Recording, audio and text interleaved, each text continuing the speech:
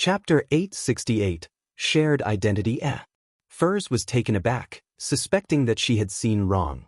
Following that, she couldn't help but have thoughts surface in her mind. Mr. World wishes to take this mission? That's right. He's in Backland. But this is an investigation, not a murder. Dwayne Dantes is already pitiful enough. Leave Dwayne alone. Eliminating the investigation target implies completing the investigation? Because there will be no need to make another investigation. What do? Do I still take the mission? It's a full £500. I just need to recount what I previously discovered to receive £200, but the competitor is Mr. World. Perhaps we can cooperate and not compete? Why would Mr. World be interested in this mission? His focus is actually on the framing of Baron Syndra's or the assault on Member of Parliament mocked. Furs finally grasped the problem at its core. As for Alger and Catlia, they had already cast their gaze at the world. To them, be it the framing of Baron Syndra's, the assault on Member of Parliament mocked, or Dwayne Dantes's donation of more than £10,000, they weren't something that needed special notice. However, to have Mr. Fool's Bless choose to accept the investigation mission meant that the problem was bound to be extremely complicated. It made them feel that there were important secrets underlying the matter. Emlyn didn't think too much about it, but he had also sensed that the seemingly ordinary investigation mission wasn't that simple. His plans on earning some pocket money to make up for the £5,000 that he had just lost were overturned as he suddenly didn't want to say a word. Dwayne Dantes is really something. There must be a big problem with him that makes Mr. World choose to investigate him? Or are those two cases more important and more critical than I imagined? Audrey's mind stirred as she turned her eyes, and she used the advantage of her seating position to take in all the reactions of the Tarot Club members. Among them, Derek was the only exception. To him, wasn't it normal for the Tarot Club to help each other? If someone gave a mission and one was capable of completing it, wasn't it normal to take it? Audrey moved her gaze to the world and asked with hidden anticipation, "Mr. World, you wish to receive this mission?" After returning to Backland, she had gathered up the news at sea over the past few months, roughly confirming that Mr. World was the crazy adventurer, Gairman Sparrow. While she was deeply impressed by this seemingly polite but dangerous gentleman who had accomplished many great deeds, she felt that her feelings to adventure out at sea had waned. Klein had already thought of a response. He had controlled the world to lower his hand and wait for Miss Justice to ask. At this moment he made Gairman Sparrow's expression turn solemn and reply with a deep voice, "Dwayne Dantes is an identity." After a period of brief but repeated considerations, Klein decided to expose some information. He made Dwayne Dantes be one of his public facades as a blessed. He believed if he chose to conceal the matter, there was a chance of being exposed in the future. This was because Dwayne Dantes was about to enter Backland's high society. He could find clues to the Great Smog of Backland or other cases. This way, he might very well need Miss Justice to provide him with assistance. When that happens, the spectator would probably sense something and discover that the world was previously hiding something and that Mr. Fool had never mentioned it. This would lower her sense of belonging and make her even begin suspecting even more matters, causing her faith in the Fool to be borderline dangerous. With two members not knowing each other, or knowing of the other's existence, to tacitly work together to complete a specified mission together to accomplish a complete goal sounded perfect, but in reality, its success was very difficult. Even more so, there was no way he could fool her. Therefore, most of the time, honesty was more effective and less worrisome than lying. As for why he didn't directly say that Dantes was Gairman Sparrow, it was because Klein didn't wish to leave the Tarot Club members the impression as to why it was the same person again. He didn't want them to have the impression that he was the only blessed of Mr. Fool that appeared. Dwayne Dantes is only an identity? Audrey sharply read between the lines and had a theory. Then she heard the world simply say, "A common identity that me and my companions share. I will occasionally disguise myself as him." Upon saying that, he emotionlessly swept his gaze across the magician. Common identity. Occasionally disguise as him. That very pitiful Dwayne Dantes is Mr. World? That tycoon with kidney or bladder problems is Mr. Gairman Sparrow. Furs felt as though she was struck by lightning as she froze up. Her brain turned numb as she felt struck with fear, subconsciously feeling that Zio's unintentional comment made a lot of sense. When a butler, valet, neighbor, and surroundings had problems, the person that seemed ordinary definitely wouldn't be ordinary. No, it's not the street where Dwayne Dantes stays at, or that he happened to hire a butler with a secret. It's because of that secret that he was selected by Dwayne Dantes, selected by Gehrman Sparrow. The pitiful one isn't Dwayne Dantes but the Beyonders and Beyonder items around him. I was wrong. I shouldn't have gotten Zio to ask the goddess to bless him. It's more of a curse for Mr. World. Furs suddenly trembled, thankful that she hadn't left a comment in her note that Dwayne Dantes should check on his kidneys or bladder. Otherwise, she suspected that she wouldn't be able to participate in the next tarot gathering. Or perhaps she would appear in the form of a Beyonder characteristic, sold to the other members by the world. Logically speaking, Mr. World shouldn't know that I'm the magician, but I was carrying Lamino's travels with me. He had used the spellbook before and had added demigod-level Beyonder powers to it. He had definitely observed me in secret, remembering my appearance and evaluating my value. The fear in Furs was surging like a tumultuous sea as her expression was filled with misery. At this moment, she saw Mr. World sweep his cold glance at her, her feelings of regret instantly becoming that of extreme regret. Thankfully, I didn't rush to answer and mention my impression of Dwayne Dantes. When Furs gradually calmed down from her horror, she couldn't help but think of another problem. During the bodyguard mission, were we the ones protecting Dwayne Dantes? Or was Dwayne Dantes protecting us? Should I refund Mr. Gehrman Sparrow his money? At times, Dwayne Dantes is equivalent to Mr. World. Audrey was first stunned before finding all her questions answered. Furs does know Dwayne Dantes, but she didn't know that he's Mr. World. It can be proven from her shocked reaction just now. The reason that Dwayne Dantes was shocked when he saw me was because he recognized Lai.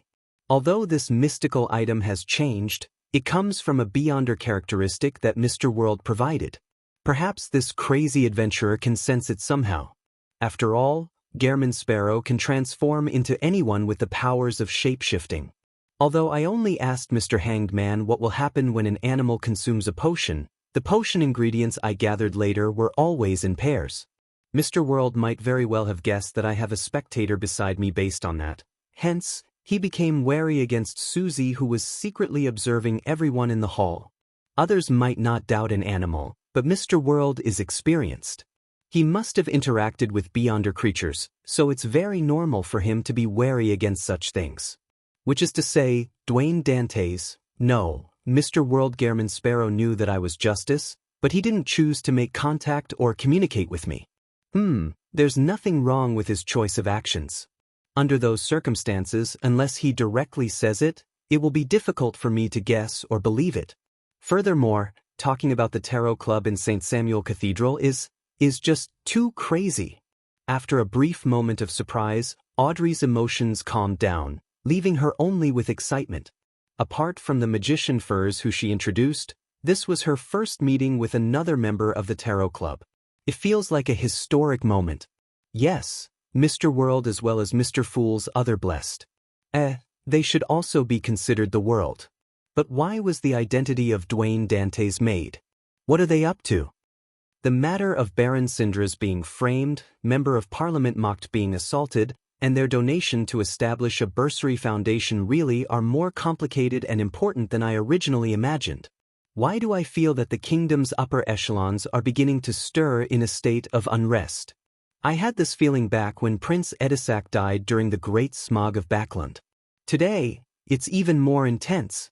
Now that I know the identity of Dwayne Dantes, I might be able to participate and cooperate indirectly, reducing the risk my parents might suffer, reducing the risk of the innocent. Amidst her thoughts, Audrey quickly made up her mind. She would accept her father's choice to join the Lone Charity Bursary Foundation, then she inwardly quipped, wouldn't it be very logical to have Justice from the Tarot Club join the charity foundation established by Mr. World from the Tarot Club? Alger and Catleo weren't too surprised that Dwayne Dantes was the world, that he was the amalgamation of Mr. Fool's blessed. In their minds, another thought flashed through their minds. Something major is about to happen in Backland. Chapter 869. Report him. Is something brewing in Backland again? An extension of the Great Smog of Backland? As Alger and Katlia wondered about the framing of Baron Syndra's and the assault on Member of Parliament mocked, they planned on using their own respective channels to obtain more detailed information to see if they could discover anything abnormal. They weren't in a rush. They had no intention to directly ask the world what his motives or exact plans were. They felt that he wouldn't answer in detail. At best, he would just make a comment. Therefore, they planned to gather more information first to do some preliminary investigations. They would then decide on their subsequent course of action depending on the exact situation. At the same time, they suddenly realized that the public announcement of the identity of Dwayne Dantes seemed to be a boon for them. As long as they paid attention to news of the tycoon, they could roughly grasp the actions of Mr. Fool's Blessed, and from there, they could provide tacit cooperation or help. And since this was just a fake identity, it could be disposed of the moment any problems were exposed. Similarly, they could be a witness for this identity, making Dwayne Dantes appear more realistic. The simplest example was that if this tycoon had a background at sea, Katlia could provide her crew, friends, and partners the relevant information, making them believe that such a man existed. By the time the official organizations attempted to investigate Dwayne Dantes' origins, they would discover that he did exist and that those matters did happen. After a brief silence, Audrey was just about to answer Mr. World's question when she saw Mr. Moon sit up straight and look to the end of the long bronze table, taking the initiative to ask, "What is this public identity used for? Are there deeper problems present in the cases mentioned by Miss Justice?" As a citizen of Backland, Emlyn was quite concerned about his living environment. "Why don't you investigate all these questions yourself? To not be swept into the vortex, I have already exposed myself." Klein lampooned Emlyn and made the world give a deep chuckle.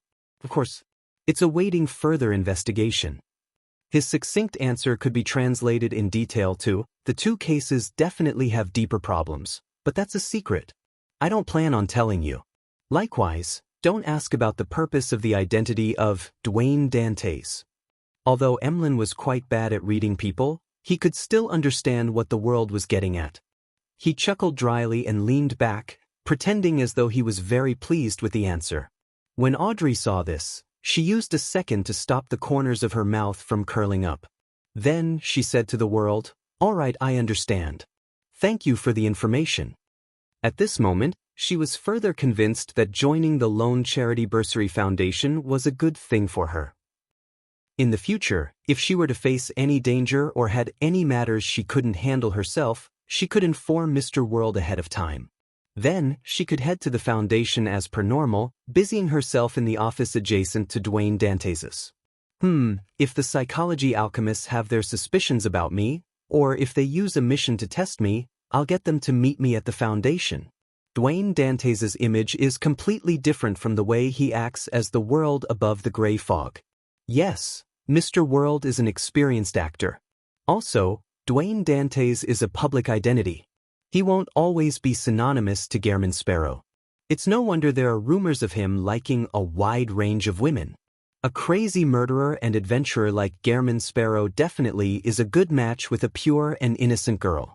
As a spectator, Audrey couldn't help but imagine that. As for Klein, he couldn't help but lampoon when he heard her reply. "What do you mean, thank you for the information? Shouldn't you be paying £500 in investigation fees? Are you treating it as something shared among members?" He made the world nod without further mentioning the matter of Dwayne Dantes. He then turned to look at Little Sunday. "Do you have Bizarro Baines over there?" The world paused and added, "Perhaps you use a different name to refer to it. In short, it's good at disguising itself, and it has bizarre powers. It's nearly at the demigod level and has a main eye gathered from its characteristic." He deliberately mentioned that it was nearly at the demigod level, not to flaunt the fact to him, but to warn Little Sun that this was a very dangerous monster.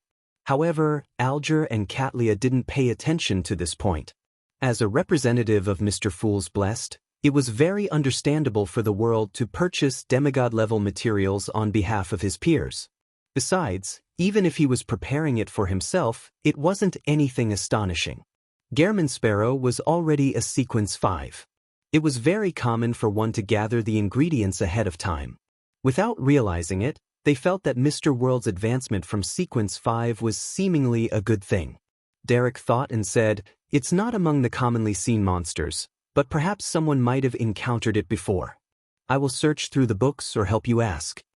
The World tersely answered and fell silent. After Furs made her request, to buy an ancient wraith's cursed artifact and remnant spirituality, to no avail, the transactions came to an end. Before Mr. Hanged Man could ask the sun, Furs stole a glance at the World and said, "I recently had a strange dream. In it was an almost genuine treasure trove, including," she described in detail, the scene she had seen, and towards the end she said, "that is the complicated symbol formed from fate and concealment." Furs was just about to look towards Mr. Fool to request permission to conjure it when she heard the World say, "Are you talking about this symbol?" The World first made a request before conjuring the symbol. The badge was only the size of an eyeball. On the surface, there were symbols that symbolized fate and concealment. It came from Lenivus, and it was the proof of admission to the Hermits of Fate's gathering. However, Klein had never made any attempts to participate in it before. Furs glanced at it and stammered a reply. Yes, that's it." After she answered it, she realized that Mr. World hadn't only produced the symbol, but he had also produced an item. Suddenly, she came to a realization. Dwayne Dantes had chosen Buckland Street for a reason. Just as she had the thought, she saw the World say with a hoarse voice, "That treasure is a trap. He does know." Thankfully, I was wise to seek the advice of the experienced. Furs heaved a sigh of relief as she smiled. "Thank you for your reminder." Audrey asked out of curiosity, "Mr. World, what does that symbol represent? Why do you call it a trap?" Klein controlled the World and answered simply, "It represents a bunch of thieves that called themselves Hermits of Fate." Hermits of Fate. Alger and Katlia thought as they memorized the two names. Based on their own knowledge, they had a certain guess. The former suspected that it was an organization established by a bunch of marauders. The latter believed that an ancient family from the Fourth Epoch was involved. After some careful recalling, Emlyn White confirmed that he had never heard of such an organization, and he planned on learning more from the upper echelons of the Sanguine. As for Klein, he thought of another problem. That demigod from the Marauder pathway who was sealed deep in the sewers hasn't left Buckland Street as expected. He might be hiding at Hazel's place. Furthermore, this demigod isn't staying put. He actually tried to influence Miss Magician via a dream. This won't do. I can't give him free rein to do as he wishes. I have to eliminate this latent risk as soon as possible. I'll find my dear poet later and warn him. The grandpa inside his body wouldn't be uninterested in a demigod of the same pathway. With this in mind, Mr. Fool, who was leisurely looking at the members, curled his mouth into a smile. Audrey vaguely sensed the emotional changes of Mr. Fool as she mumbled inwardly. That bunch of thieves who call themselves Hermits of Fate are friends related to Mr. Fool? The talk about the treasure in the dream quickly came to an end. Katlia thought of something and said to the World, "I'll give you the intelligence you want this week." At this moment, she was a little curious as to why he needed information on West Balam. However, she wasn't the sun or the moon who would ask the moment they didn't know something. She was more accustomed to do a search for clues first. "All right." The World nodded. Klein sighed inwardly. With this secret organization, many things were indeed much simpler.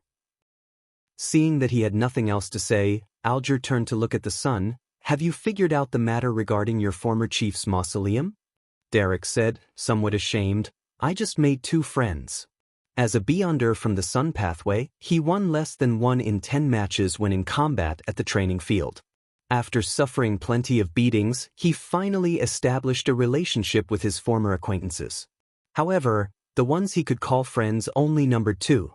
Without waiting for the Hanged Man to answer him, he hurriedly added, "However, I heard that the 6-member council wishes to open the mausoleum. Regardless, they wish to retrieve the characteristic at the very least." In the City of Silver, no one felt that such an operation was problematic. To them, being wasteful was a sin. Alger nodded gently as he changed his admonishing words he was about to say. Not bad. They don't necessarily have to be friends in order to provide you with help. When you establish a bigger network, you will naturally obtain more intel.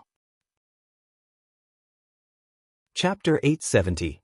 A question that strikes the heart upon gaining recognition. Derek was taken aback for 2 seconds. His shame lessened as he said, somewhat embarrassed, I will take further steps to understand this matter. I will work hard to make 2 sources of information, no, a friend before the next tarot gathering. Derek quickly made a target for himself. Upon seeing this, Klein made the world hoarsely say, if it involves the domain of death, you can seek my advice.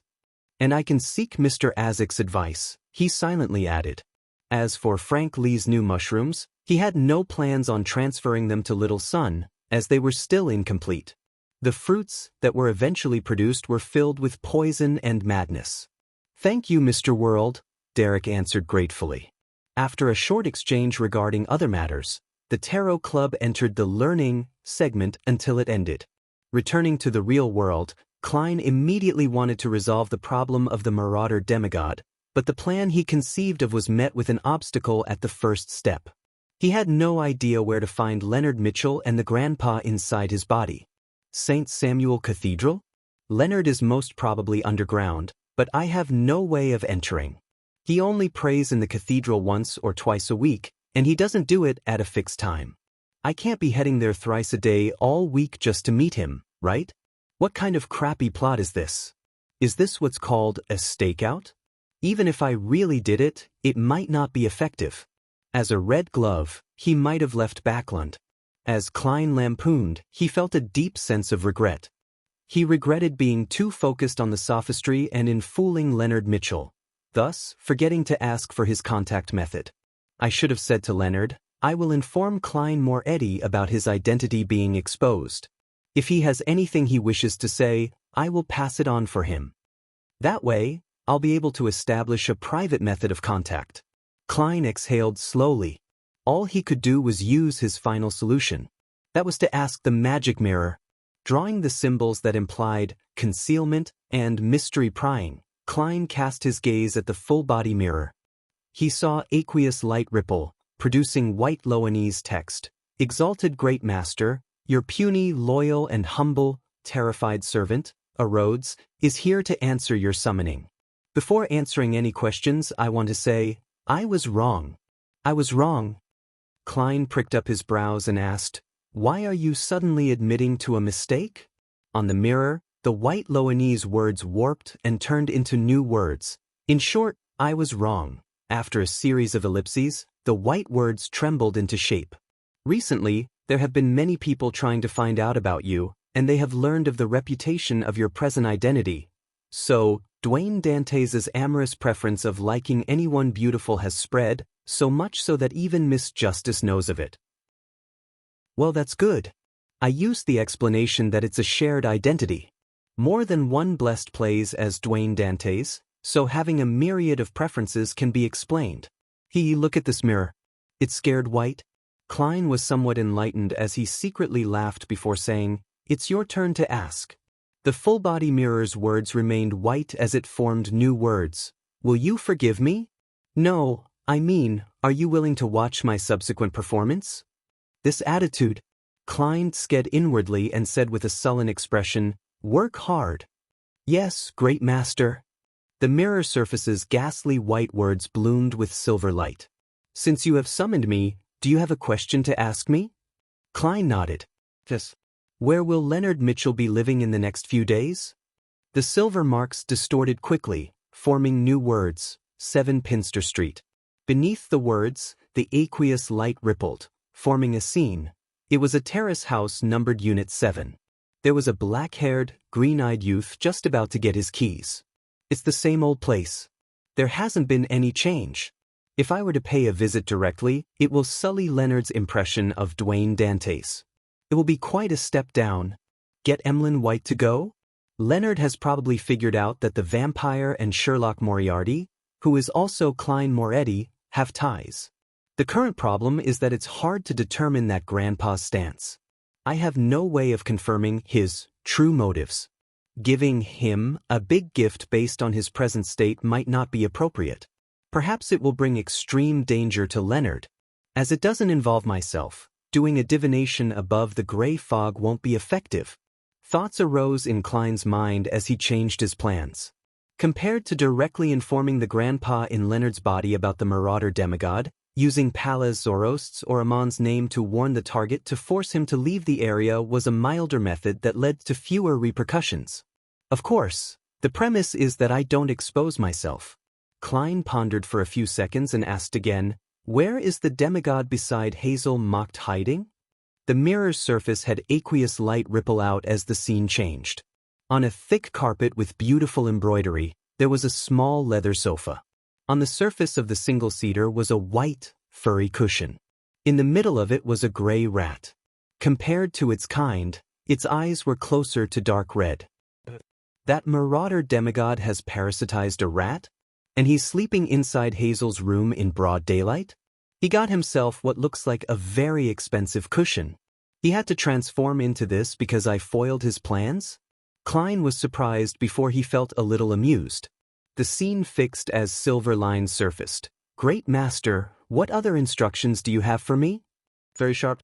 Klein tersely answered and said, "Use the mirror in the room to warn that demigod. Tell him that all around the street there is an angel from the marauder pathway with ill intentions plying it. Furthermore, blasphemer Amon might come at any time." "All right, master. I'll do it immediately." The words on the mirror sparkled. In Hazel's room, the gray rat felt his spiritual perception stirred as he hurriedly stood up and cast his gaze on the full-body mirror in the room. On the surface of the mirror, words that seemed to be written with fresh blood that had yet to coagulate appeared. "Leave this area." The gray rat's gaze froze for a second as it fell silent for a moment. "Why?"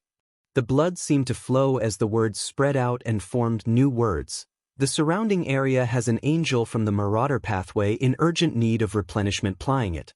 This pathway is the nemesis of all high-sequence beyonders. Blasphemer Amon is rushing over. I'm warning you because I do not wish for them to benefit." The gray rat squeaked softly before asking in a deep voice, "Who are you?" It was extremely frustrated that the strength it accumulated would often be forced to be drained. Otherwise, it could use astromancy to confirm the situation. The full-body mirror, which had dimmed at some point in time, suddenly had bloody words appear again, presenting new information. "I've already answered one question of yours. Based on the principle of reciprocity, it's my turn to ask." Following that, a new line of bloody red text appeared underneath. "After you hurriedly parasitized a rat, you should be influenced by the body's construct and hormones. Now, which entity will make you have the desire to mate? Female human, female rat, male rat, or all of the above? Please answer." At this moment, Hazel cracked open the door. And for some reason, the gray rat inside didn't notice it, seemingly affected by something. The door opened slightly again as Hazel discovered that the entity who claimed to be a demigod that existed in legends was staring at the mirror in a daze. It seemed infatuated with its present appearance, a gray rat. Hazel's brows twitched slightly as she subconsciously paused her action of opening the door. Then she saw the gray rat's body tremble, its red eyes effusing a clear murderous look. "Stop fooling around with me," the gray rat growled. It turned its head to leave the room, but invisible chains suddenly bound its rat's body. This strength wasn't anything for it to fear when it was in its optimal state, but now, everything it had accumulated had been drained. The latest action was to infuse a dream to the Beyonder bodyguard whom Dwayne Dantes had hired. Boom! A thick, silver bolt of lightning descended down from the sky, smiting the gray rat. The scene before Hazel's eyes turned blinding white as she couldn't see anything. Immediately, her vision recovered as she found the gray rat on the ground, charred black. Its limbs were twitching. Chapter 871.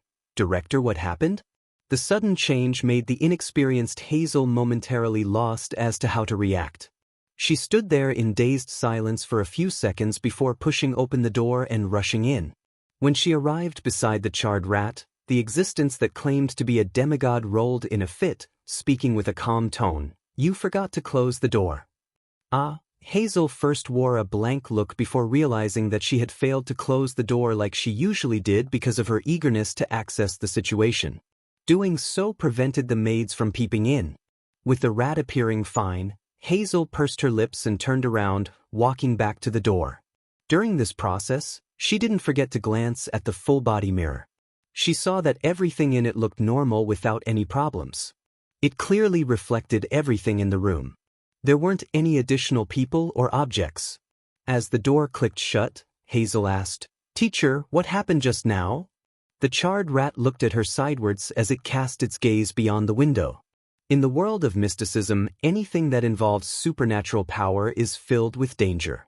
You can't be too careless. I had tried to use the mirror to do a divination, but I ended up garnering the attention of an unknown existence. After an intense struggle, I finally resolved the problem and prevented the danger from spreading across the street. The rat spoke fluently without any stammering or hesitation, as though being struck by lightning was something trivial. "Does that so? Why didn't you warn me of such matters in the past?" Hazel couldn't help but frown, as she could smell the mixed smell of charred fur and disintegrated fat. Without waiting for her reply, the rat turned to face the balcony and said to her with its back towards her, "My physical condition has deteriorated as a result. I'm no longer suited to staying here, or else I might be discovered by the Church of Evernight. Yes, find an opportunity to send me to your manor in the countryside." Looking at the rat's charred fur, and smelling the fragrance of roasted meat, Hazel fell silent for a few seconds. Suppressing her doubt, she nodded and said, "All right." 160 Buckland Street. Sitting in the reclining chair, Klein saw the full-body mirror ripple with aqueous light again as silver light arose. The silver words formed into a sentence. "Great Master, your puny servant, Rhodes, has followed your instructions to warn that demigod from the marauder pathway. I have also given her a tiny punishment." Just as Klein was ruminating over the pronoun Rhodes had used, light from the mirror's surface turned clear as it presented a scene. A silver bolt of lightning smote down, causing the gray rat to collapse while convulsing. "This is way too weak?" Klein suddenly understood why this demigod's condition was weaker than he expected. "Are you satisfied with the way I handled it?" The silver lines quickly warped into a question. "Not bad." Klein nodded. Considering the demigod's condition, he paused for a second and probingly asked, "Why didn't you directly kill her?" Rhodes's mirror outlined silver words. "If one can't be certain in killing a demigod target, it's best not to force them into a corner. Once they aren't repressed, they will completely let themselves go. That would result in them mutating into an incomplete and irrational mythical creature. Most of the time, to have a problematic condition and to having trouble fully expressing their powers is because they are resisting their inclination of losing control. I'm not here in my actual form, so all I can do is deal a small punishment." When the final line appeared, the full-body mirror's aqueous light shimmered. Klein suddenly had the feeling that a creature was looking at him with widened, watery eyes. He didn't respond towards that and instead nodded. "That's it for today. I'll summon you again if there's anything else." "All right, Master." The mirror immediately produced a hand-waving emoticon. After cleaning up the room, Klein finished his afternoon nap and left the master bedroom. Before long, the white-gloved Walter came to the third floor and entered the half-opened room with the balcony. He said to his employer, "Sir, the church has sent a letter. They've invited you to be a director in the board of directors for the Lone Charity Bursary Foundation. You can choose to directly take up a post there to receive a sizable salary, or you can choose to take on a symbolic role. You will only participate in the discussion and vote when handling major matters. The church sure is efficient. It has already set up the framework." Klein thought and felt that since he had already donated more than £10,000, there was no need for him to claim a salary. It was better to not expect anything in return as he deliberated. "I'll take on a symbolic role. However, I wish to participate in some of the actual operations of the foundation in the future. I wish to contribute further to spread aid to help more people." "I will inform the church of your thoughts," Walter seriously replied. If you have nothing else, it's best you head over on Wednesday morning to witness the official establishment of the Foundation. Dwayne raised his porcelain cup and drank a mouthful of black tea. Okay. On the Golden Dream, Danitz sat in front of the deck, worriedly looking at the azure blue sea that was churning with waves. After being urged once by Gairman Sparrow, he felt that he couldn't delay any further. Otherwise, he might become a bounty at any time. I don't want to become a pile of cash while I'm sleeping. So what if I'm suspected? Danitz gritted his teeth and mustered his courage. He passed through the cabin door and headed straight for the captain's cabin. Being unable to find Anderson Hood in a short span of time, he could only ask Vice Admiral Iceberg Edwina Edwards. After reaching his destination, Danitz took 3 deep breaths and raised his right hand, prepared to knock on the door. At this moment, Vice Admiral Iceberg's voice sounded from inside. Please come in. Danitz's right hand paused in midair as he forced a smile and entered. He saw that his captain was sitting behind a desk, holding a dark red fountain pen. He had no idea what she was writing. Captain, I have something I'd like to consult you about. Danitz came over and bent his back slightly as he said with a smile. Edwina put down her fountain pen and pulled at her sleeves that were laced with flowers.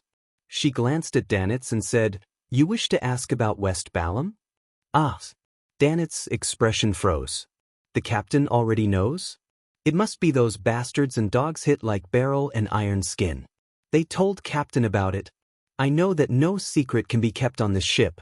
And it's even more so for Captain. After cursing inwardly, Danitz forced a smile again. Yes, as you know, I'm very interested in history and geography. Edwina's limpid eyes moved slightly as she looked out the window. This is international politics. Without waiting for the stiff Danitz to find another excuse, she continued on. In West Balham, there are cities managed by the Loanese, valleys belonging to Intis, native generals who are supported by loan, and tribes who follow Intis orders. There are also powerful independent states who rely on the requirement that both nations are balanced. They are secretly connected to the different factions of the Numinous Episcopate and are in a rivalry with those who claim to be the descendants of Death. In addition, the Rose School of Thought and Fasak Empire have a deep influence on West Balham. On the surface, none of the factions belong to them, but in fact, many of the generals and tribal chiefs have submitted to them. Among them, Danitz listened in surprise before he lowered his hand suddenly with a dry chuckle. Captain, I need to take notes. Or else there's no way to memorize this. Edwina, who had been interrupted, wasn't mad. She pointed at the fountain pen and paper on the table. That's a good habit. I believe Gairman Sparrow doesn't wish to receive erroneous information. Ah. Danitz was stunned once again.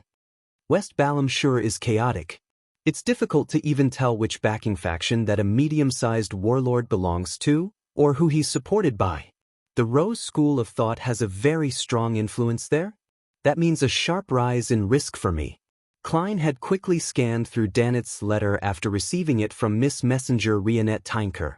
It made him believe that he shouldn't head to West Balham alone unless Mr. Azik accompanied him. Chapter 872, Results of Mediumship. Watching Miss Messenger leave, Klein glanced at the letter in his hand and considered the problem of West Balham again. He believed that he needed to make preparations in case that Mr. Azik wouldn't reply to him in the next month. That also meant that when July came, he might very well have to head to West Balham with a few military personnel, without the Death Consul's protection. If that happened, the shadow of the Rose School of Thought would ultimately hang over him. 2 choices. If I confirm that it's extremely dangerous, I'll directly abandon my identity as Dwayne Dantes.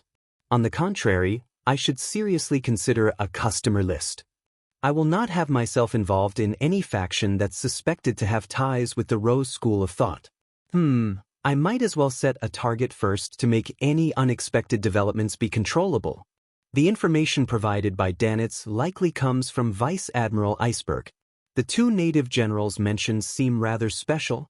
The other factions, regardless of the reason, will have a note of their ties with Lone, Intis, Fasak, and Fainapotter, or the various inclinations of internal factions that form a counterbalance. Only, For them, there is no mention of foreign countries other than the point about receiving support from the numinous episcopate. Klein read the content from beginning to end as he vaguely figured something out. He had his initial suspicions that the two native generals were related to the Church of the God of Knowledge and Wisdom. The reason why Edwina didn't make any note was to deliberately point out their uniqueness, telling Gehrman Sparrow that they were targets to cooperate with.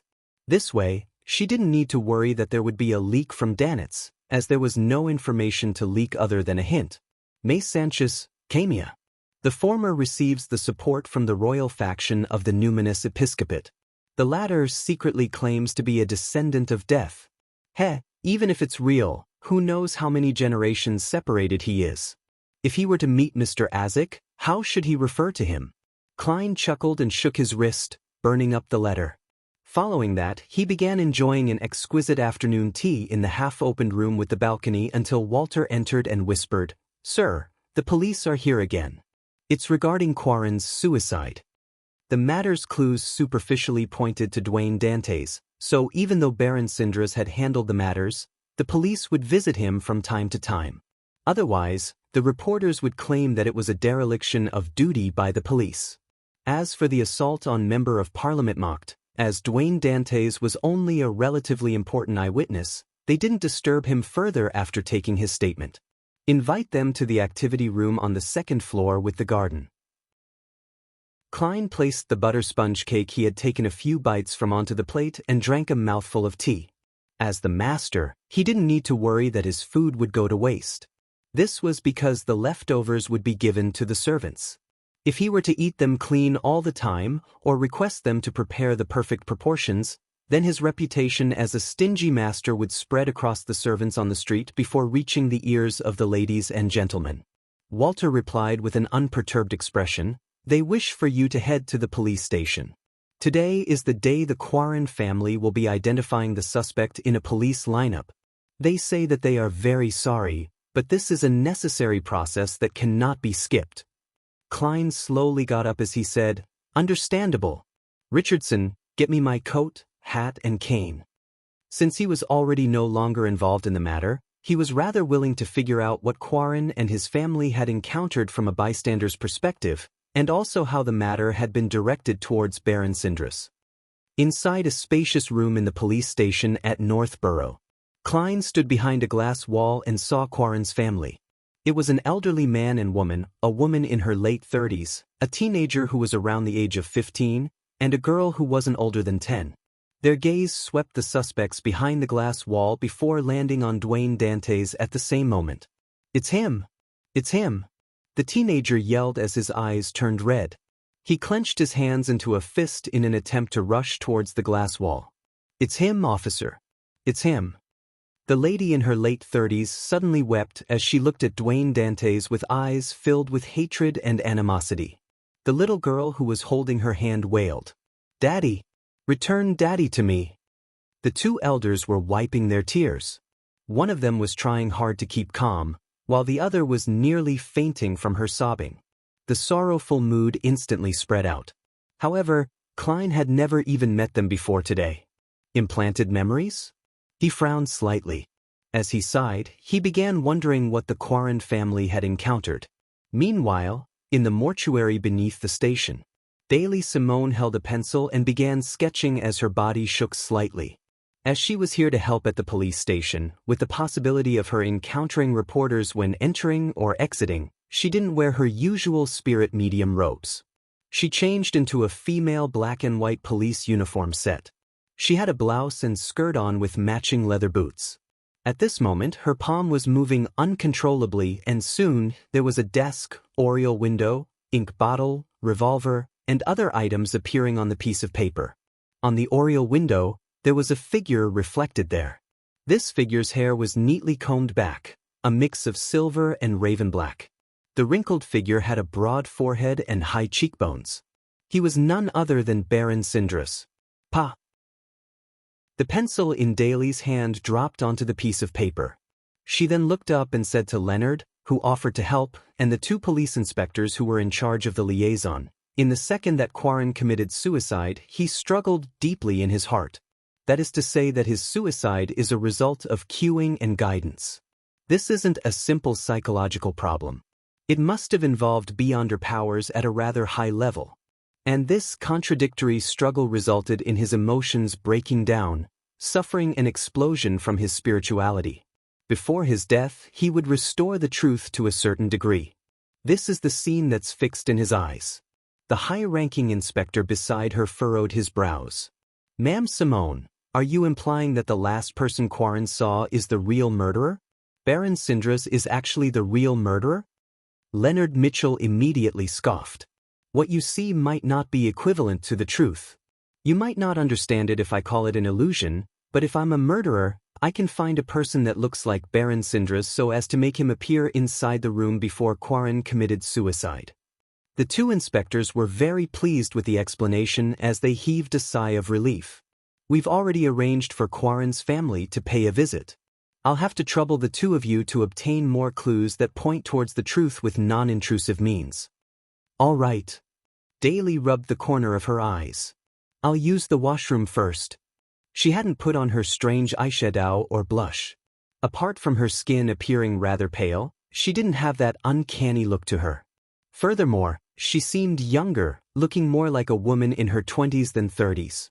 Her eyes were bright, and she had beautiful facial features.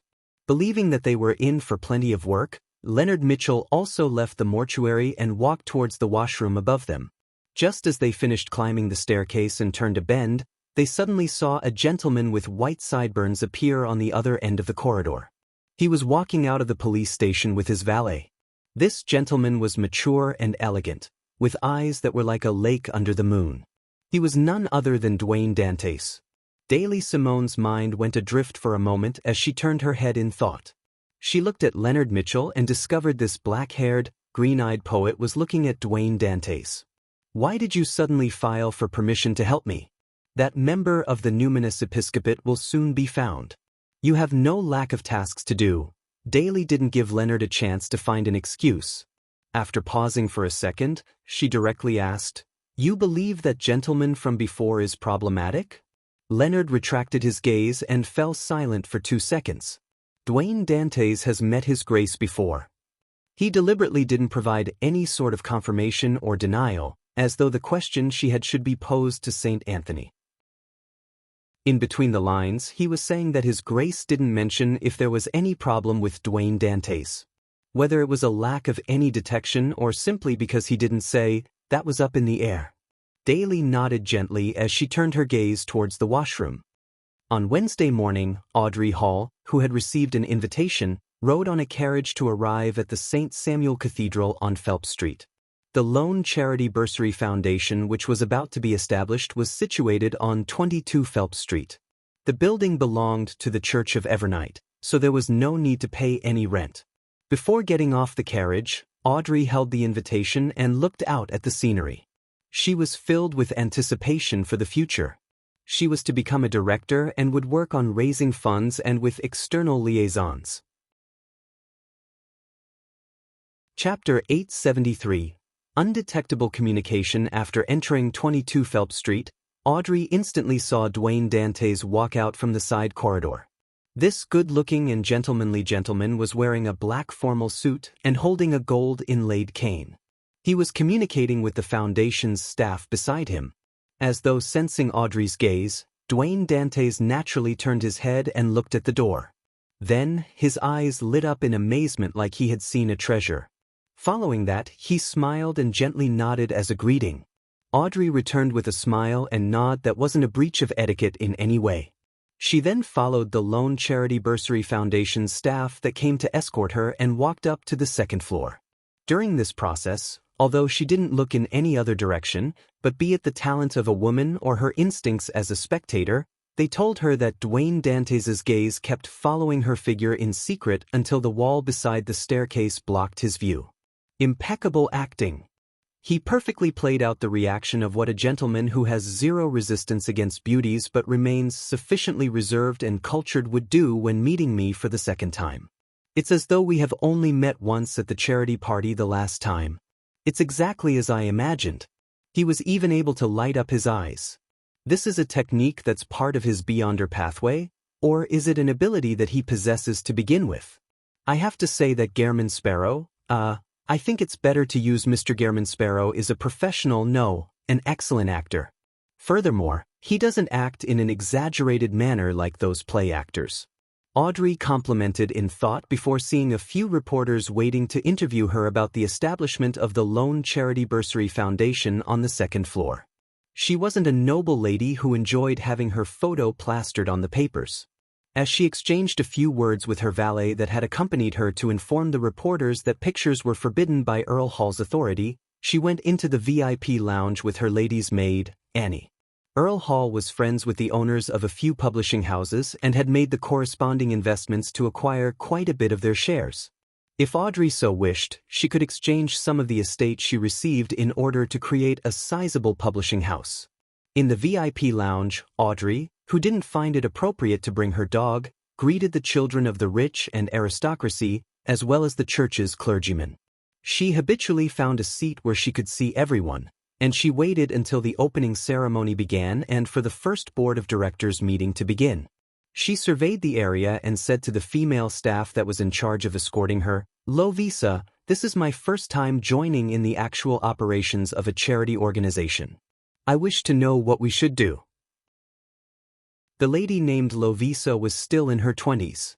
She also had blonde hair with somewhat rough skin and tan freckles. However, her smile was brilliant, making her rather affectionate.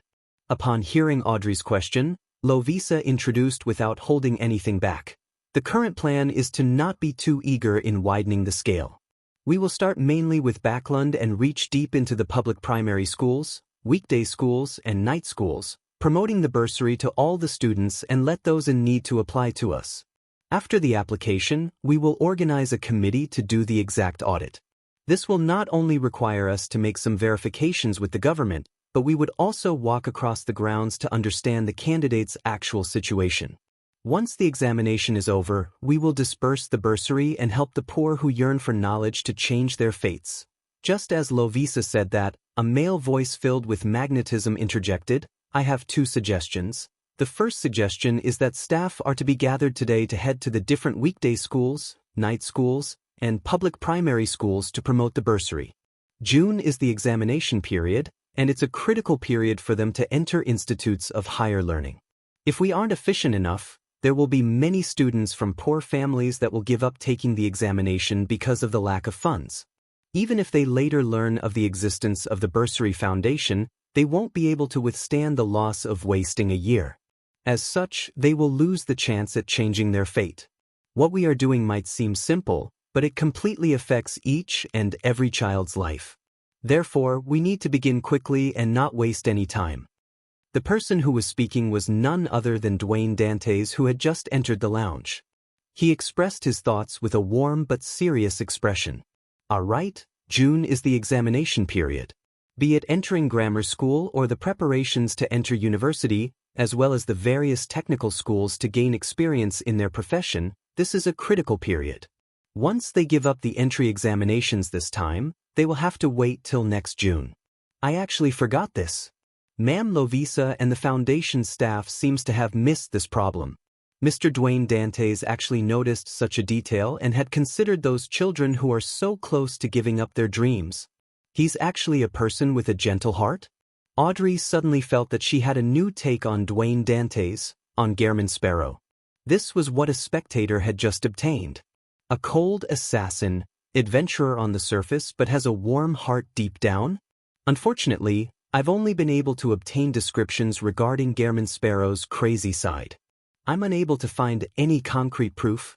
Audrey blinked as she carefully listened to Dwayne Dantes' suggestions. Second suggestion. In regards to the bursaries that are to be dispersed, it's best if it's put in the corresponding bank account. When school fees need to be paid, they can bring their documents to us to apply for a withdrawal. For relatively cheaper board and lodging, things don't have to be that troublesome. They can obtain a fixed sum of money every month or week. This is to prevent the applicant's parents and siblings from spending the money. To a poor family, this is an irresistible temptation. Similarly, an account corresponds to one person. No matter who is withdrawing it, the person has to be present. This can effectively prevent people from suffering from the trial of greed. Having said that, Klein pressed his palm to his chest and said to Audrey and Lovisa, "Sorry, pardon me for barging into your conversation." Audrey smiled and said, "Mr. Dantes, your suggestions are excellent. You have opened my eyes to matters that I never considered before. The only problem is that what you say to us is meaningless. I'm only listening to Ma'am Lovisa's introduction." Lovisa smiled and said, "Yes, you should mention all of these at the first board of directors meeting. Don't you see me deliberately coming over to convince Miss Audrey first? With Justice's part in this, I can ensure that there will be no objections from the board of directors. Otherwise, it might easily be tabled or altered by someone using some excuse such as lacking manpower." Klein made an enlightened and regretful expression as he rubbed his palms slightly. "Look at me, being all anxious about these matters and forgetting my place. Sometimes, I just wish that things will be made into reality once I'm given the chance. Mr. Dwayne Dantes's acting is a little exaggerated. He should know that he can't fool me. Oh, he's doing it deliberately to communicate with me ahead of time without leaving behind any traces. He wants me to support him?" Audrey instantly read his thoughts as her smile turned clearer. Although she hadn't communicated with the world ahead of time, she believed that she would support this tarot club member of hers. However, being able to exchange some ideas ahead of time left her rather happy. This was because she felt that he was treating her as an equal. After forgiving Dwayne Dantes's recklessness and watching the man walk to the table with beverages and pastries in the lounge, Audrey looked away and said to Lovisa, "What I'm responsible for is to raise funds at different occasions, and to communicate with the government and parliament?" "That should be a simple matter for you," Lovisa answered frankly. This was also why the church's charity department didn't object to Audrey Hall's participation. In fact, they were very supportive of it. Audrey nodded in thought and said, "If I have the time to spare, can I join you in visiting the different schools for the promotions, as well as the examination of the candidates?" Lovisa was originally unwilling to agree, worried that the environment wasn't suitable for Miss Audrey. But when she saw her clear green eyes and took in her request that she couldn't resist, her heart softened. She felt that such kindness shouldn't be stopped. It wasn't to be isolated from the reality of the lower class. If Miss Audrey sees true misery and ugliness and is still willing to help the pitiful people, she will definitely be able to be of greater use. It will prevent the higher-ups from always formulating unrealistic measures. Lovisa quickly found a convincing reason as she sighed and smiled. "No problem. However, you won't be able to wear such a dress or wear any jewelry." "What do I do with lie? Turn it into a bracelet and hide it under my sleeves?" Audrey thought as she replied with a smile, "All right." With Miss Audrey Hall's support, the Lone Charity Bursary Foundation's first board of directors meeting ended perfectly after its establishment. Klein returned to 160 Buckland Street in a good mood. Following his usual habits, he entered his master bedroom at around 2 to have an afternoon nap. In his hazy dream, Klein suddenly jolted awake and sensed something. Someone was attempting to infiltrate his dream. Who is it now? I'm even getting disturbed in my afternoon naps? As Klein mumbled, he made the dream transform into the half-open room with the balcony. Then he saw the black-haired, green-eyed Leonard with his unkempt clothes somersault through the window. Does this fellow not know how to use the main door? Why is he suddenly here? I should remember to get his contact method. Klein sat in his reclining chair, feeling peeved and amused. He looked at the poet with a leisurely expression and said, "This is an impolite way of visiting me." When Leonard heard that, he bowed in a manner that lacked standards. "Mr. Dantes, I have something I would like to consult you on." "Consult? That's a nice attitude. Also, it doesn't seem to be anything major." Klein secretly sked as he said, "What's the matter?" Leonard grabbed a seat and deliberated before asking, "You were embroiled in Quarren's suicide. Who do you think the real murderer is?" "If I wanted to know, I would have thrown out Frank's mushrooms. However, I can't say that I've no idea at all. That just lowers the impression he has on me." Klein was very accustomed to such situations, so he expertly laughed and, instead of answering, asked, "How were your investigations?" Chapter 874. I didn't say anything. Leonard Mitchell clasped his hands together and leaned in slightly. We have restored the scene Quarren saw before his death. This didn't directly show the murderer, but the glass on the oriel window happened to reflect Baron Sindras's figure. After a pause, Leonard added, "This is too simple and unconvincing. A powerful banker and noble at Baron Sindras's level wouldn't need to personally take action or be present to watch if he wants someone dead, unless he has some special fetishes. And as you know, there are many ways to replicate such scenes, be it via an illusion or disguise." When he mentioned disguise, he looked up slightly and glanced at Dwayne Dantes. It was as though he was implying that the latter's present appearance was unlikely his true appearance, just like Gairman Sparrow and Sherlock Moriarty. What a simple and direct way of framing someone. It's really suspect if the murderer behind the scenes really wants to frame Baron Sindras. I should process everything from the beginning. First, assuming that I, in other words, Dwayne Dantes, act like an ordinary person. Anyway, I won't mention the conclusion and only raise questions to guide his train of thought. If the final answer isn't right, that must be because my dear poet misinterpreted it and was unable to figure out what I was getting at. Klein smiled as he raised his porcelain cup and took a sip of black tea. Let's not consider this problem first. If the person who wasn't embroiled in this matter wasn't me, how would the case have developed? Leonard raised his clasped hands slightly as he tapped his index finger. As a suspect, Dwayne Dantes would be remanded at the police station, but his butler, servants, neighbors, and friends will be able to testify that he has never made contact with Quarren's family. Hence, the testimonies from both sides will contradict strongly. The police will be unable to handle it and request the Nighthawks to intervene. Using mediumship means, we will see the scene Quarren had before committing suicide, thus, obtaining Baron Sindras's figure. As he spoke, Leonard suddenly fell silent. After a few minutes, he continued speaking under Dwayne Dantes's smiling gaze. Regardless of the unconvincing, odd, and simplistic nature of the clue involving Baron Sindras, we will follow protocol and make contact with him and begin the relevant investigations. And this will lead to certain problems related to him being noticed by us. Baron Sindras is involved in matters involving the Beyonder domain, so he can't stand up to further scrutiny from the Nighthawks. The more Leonard spoke, the more certain he became. It was as though he had figured out the mastermind's line of thought.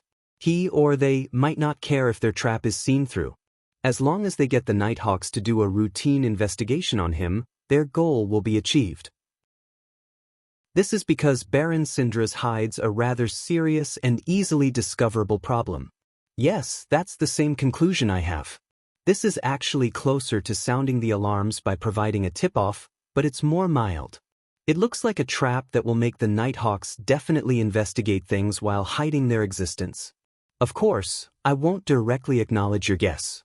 Wouldn't it be awkward if I was actually wrong? Klein crossed his right leg over his left and laughed. Baron Sindras, who has been alerted, definitely won't show any problems now. Leonard slowly nodded and said as though explaining to himself, this Baron's experiences are rather legendary. He has been pushed to the brink of bankruptcy a few times, but he managed to turn the tide and ended up reaching a new height. Perhaps, in one of these instances, he had sold his soul to the devil, an evil god, or some other secret existence out of desperation. This story is quite reasonably crafted. Klein didn't comment on the accuracy of Leonard's guess before asking, on the other hand, how would the Nighthawks treat the real murderer that led to Quarren's suicide? Leonard temporarily put aside all his previous thoughts, and he began following the train of thought based on an ordinary development. The design trap is too crude. The cueing, guidance, and memory implants were done in an insufficiently concealed and mild manner. It's easy for people to discover problems. Therefore, it's unlikely to be done by mid- or high-sequence Beyonders from the spectator pathway. It looks more like it was done by a Beyonder from another pathway who relied on a mystical item to pose as a spectator. Before he finished his sentence, Leonard fell into silence again, his thoughts a mystery. Klein maintained his faint smile as he calmly looked at the poet. It was as though he had everything under control, but he wasn't going to say a thing. Everything depended on what Leonard figured out. This is very similar to what Old Man said from before. Is it really done by some mid- or high-sequence beyonder from the spectator pathway? His seemingly crude and flawed setup was actually a precise consideration of everyone's reaction. Everyone's response at every step of the way was taken into consideration, with the only mistake stemming from Dwayne Dantes' experience and wisdom. Leonard felt that he had already figured out the truth as he got up and coughed gently. "Thank you for your advice." Klein immediately chortled and said, "I didn't say anything." Without waiting for Leonard's response, he said, "Your former colleague got me to ask you how he should inform you if he were to discover traces of ensanguine." Leonard, who had planned on getting up to bid farewell, sat back down. Colored with a complicated expression, he said after more than 10 seconds of silence, "Pass the information in the form of a letter to 7 Pinster Street. This means that he won't be leaving Backland anytime soon." Or is it that no matter how far he goes to carry out missions, he will have the means to monitor 7 Pinster Street and read the letter remotely? It might be the latter assumption. A Marauder Pathways angel definitely has many magical secret techniques. Leonard can definitely use one of them. I can't ask, or else it will lower Dwayne Dantes' level and destroy my setting. Klein wore an unperturbed expression as he said with a smile, "I'll inform him." Leonard didn't immediately leave as he opened his mouth, paused, and asked, "If I wish to contact him, how should I do it?" His green eyes were deep as they spoke volumes when he asked. Klein was already prepared, so he said with a smile, "The spirit that wanders about the unfounded, the friendly creature that can be subordinated, the messenger that belongs to Gairman Sparrow. You can ask Palez about the exact ritual if you aren't too sure." Leonard knew that Gairman Sparrow was Sherlock Moriarty, who was also Klein Moretti. He nodded indiscernibly and stood up. "Thank you for informing me. Please pardon me for my intrusion." With that said, he retreated to the door, opened it, and left the dream. "Hey, you left just like that? As a nightmare, or as a former nightmare, shouldn't you consider how there might be problems with your memory? You remembered it just from hearing it once? You aren't putting enough weight on this matter." Klein couldn't help but lampoon when he saw Leonard's figure disappear. He shook his head in exasperation, ended his afternoon nap, and began busying himself over the matter regarding West Balham. On the Golden Dream, Danitz, who had finally finished his mission, drank some iced light beer because of the recent hot weather. If it wasn't because the creation of ice needed beyonder powers, and that there wasn't much to go around, he felt that he could finish half a bucket of ice in one go. "That's what I call life." Danitz guzzled the remaining liquid in his cup. At this moment, he saw grayish-white fog appear before him as Gairman Sparrow's voice began echoing in his ears. "Please inform Danitz that he is to immediately head to West Balham. Figure out the situation of the areas under the control of the 2 native generals, May Sanchez and Katamia. He should take special note of any signs of Rose School of Thought activity. Head to West Balham?" With a cup in hand, Danitz stammered Gairman Sparrow's request repeatedly. He had once headed there with the Golden Dream crew to seek out treasure. He had also obtained rather detailed intel from his captain. Therefore, he knew how chaotic and dangerous West Balham was. "Furthermore, I have to go alone." Danitz uttered a sound as he found his future bleak. Primitive forests with all kinds of hidden and terrifying creatures, native tribes who believed in death and had all sorts of peculiarities, paths filled with bandits and rebel armies, villages with wraiths and shadows haunting them, and cities that had gunfights or even beyonder battles surfaced in his mind. "No, I have to say no to Gairman Sparrow. Say no.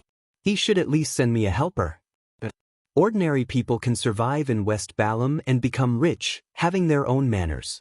This means that it's not as horrifying as I imagine it to be. I'm just frightening myself.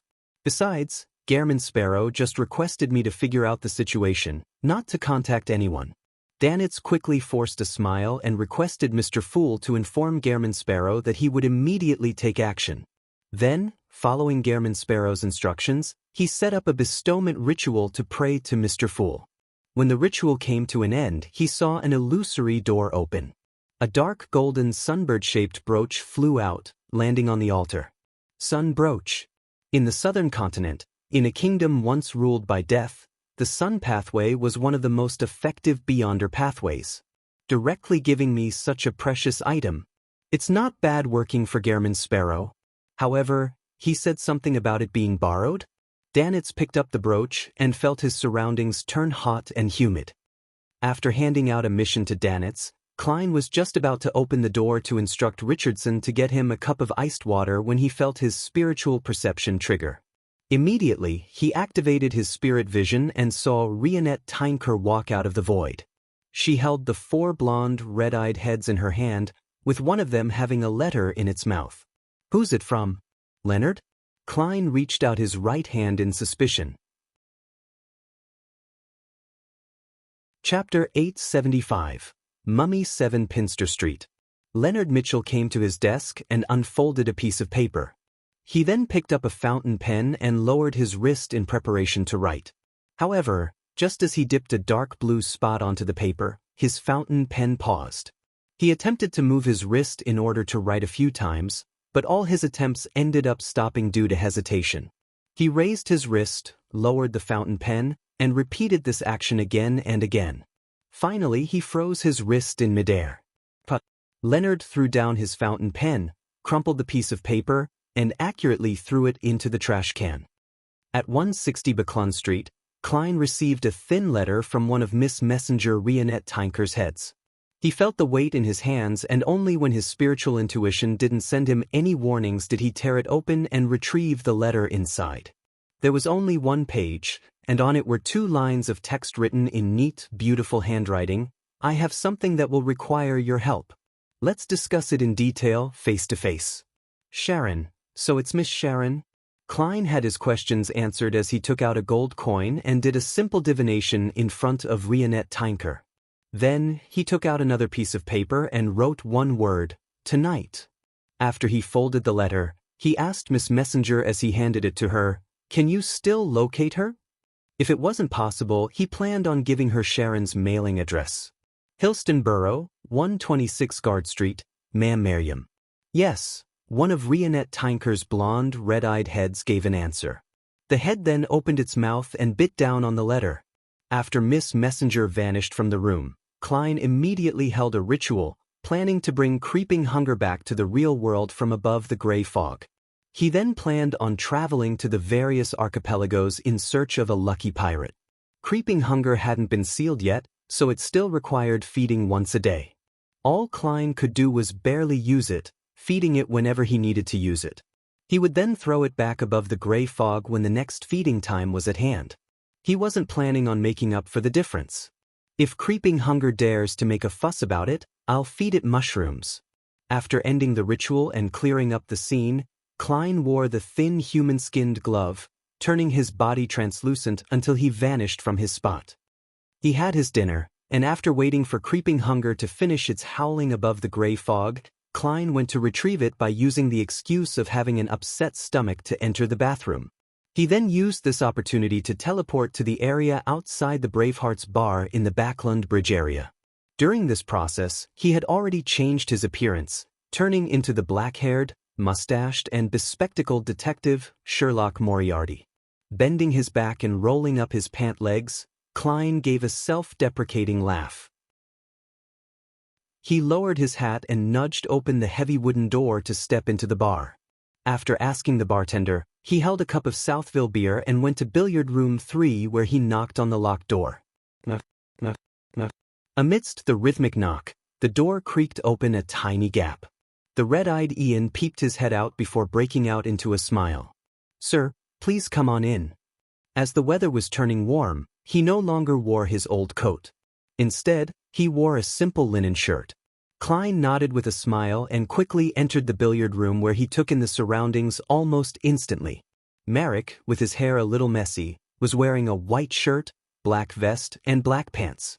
He was holding onto a cue stick and had his back bent to play billiards. Perhaps having a deep impression of causing chaos for Sherlock Moriarty, he didn't summon his zombies to play cards with him. Long time no see, Klein greeted first. Meanwhile, Sharon, with her small black bonnet and black regal gown, appeared beside the billiard table, sitting on a high stool. Good evening, ma'am. Klein moved his gaze over and bowed with a smile. Sharon seemed to float up as she stood up before raising the hem of her skirt to do a slight bow as a polite response. As for Marek, he lowered his cue stick and said in a gruff voice, "From the looks of it, you're still in Backlund." His face was as pale as ever, but the evil look in his brown eyes had lessened significantly. It seemed to be evidence of the effective temperance he had in recent times. It was apparent that his acquisition of the scarlet lunar corona prevented him from almost breaking down on every full moon, so much so that he didn't need to frequently switch to new types of sedatives. Klein didn't directly answer Marek. Instead, he walked to the billiard table and put down his beer. Smiling, he said, "I'm very sorry.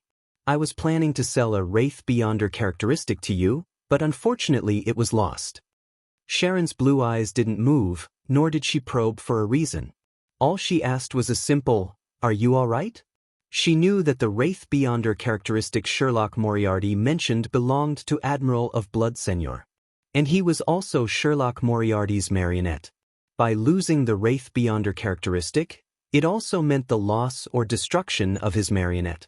This was a significant loss for such a Beyonder. "I'm still all right. At least I didn't suffer any harm," Klein said with a sighing smile. "No wonder I didn't see Senor this time," Marek muttered in enlightenment. "Marek and Miss Sharon don't seem too bothered about the lack of that Wraith Beyonder characteristic. They have other means or methods to acquire one." Klein sharply grasped this point and switched to asking, "Is there something this time?" Marek immediately glanced at Ian. The staid teenager didn't ask further as he quickly left the billiard room and closed the door. Sharon's doll-like face didn't show any emotion as she allowed Marek to speak. "Tomorrow, there will be a ship from the southern continent arriving in Pritz Harbor. It is intimately tied to the Lone Army. This ship carries with it treasure and relics plundered from the Star Highlands, Paz Valley, and Hagenti Plains. Among them is a mummy. It's the 19th king of the ancient Hagenti Plains, Tutensis II. The southern continent's original language didn't stem from ancient Phaeacian. It had its own structure. In the ancient Highlander language, king also has the special term, Khedive.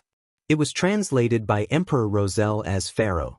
It's a mystery what he was thinking. Also, mummy was named by him too. In short, the meaning of pharaoh is the son of God, king of humans. Tutensis II was once a high-sequence Beyonder. However, after his death, the corresponding characteristic was taken away, leaving only his corpse behind to be made into a mummy. To other Beyonders, this is a material filled with spirituality, an excellent choice for creating a zombie. But to us, it has another meaning, a very important meaning. Our goal this time is to obtain that Tutensis II mummy. Another meaning? The corpse of a high-sequence Beyonder without any Beyonder characteristic. Apart from using it as a material, there's another meaning to it?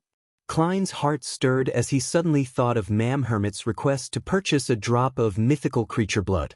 Could it be the ritual requirement to go from sequence 5 Wraith to sequence 4 Puppet? Miss Sharon already has the formula and has digested the Wraith potion? From the way she acts, she's practically acting as a Wraith all the time. Who knows, she might have digested it a long time ago. However, when we were in the underground ruin talking to the evil spirit, it was evident that she didn't possess the puppet potion formula. Yes, everyone has their own circles. It's not strange for her to be able to obtain it. Klein swept his gaze at Sharon while in thought, but he failed to discover any obvious changes from before. She was still more like a doll than a living person. However, she didn't show any signs of being even darker and creepier. Sharon silently sat there and watched Sherlock Moriarty and Marek intently, listening into their conversation. If it's just a high-sequence mummy without a Beyonder characteristic, the level of protection can't be too high. Just the two of you shouldn't find it difficult to snatch it away. Klein raised a suspicion.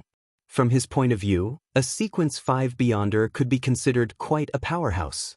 Unless the ship had a demigod escorting it, it was very difficult for Beyonders at the same level to put up any effective resistance if her target was solely a mummy. After all, there were too many items the Beyonder guards had to look out for. Furthermore, they might be scattered in different cabins due to the different means of storage. This time, it was Sharon's turn to provide the explanation. She used her succinct manner of speech as usual. We're worried that it's a trap the Rose School of Thought is using to target us.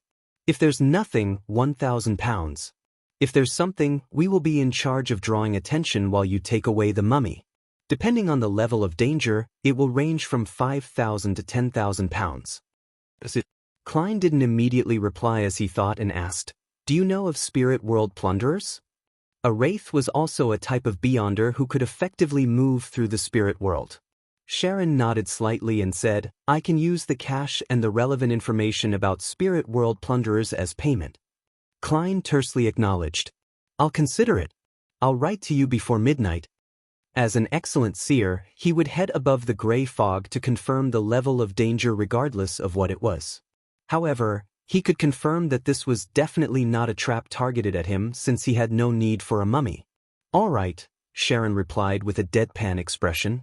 Klein didn't immediately bid them farewell as he walked to the door and informed Ian to enter. He then asked, "Are there any news worth taking note of recently?"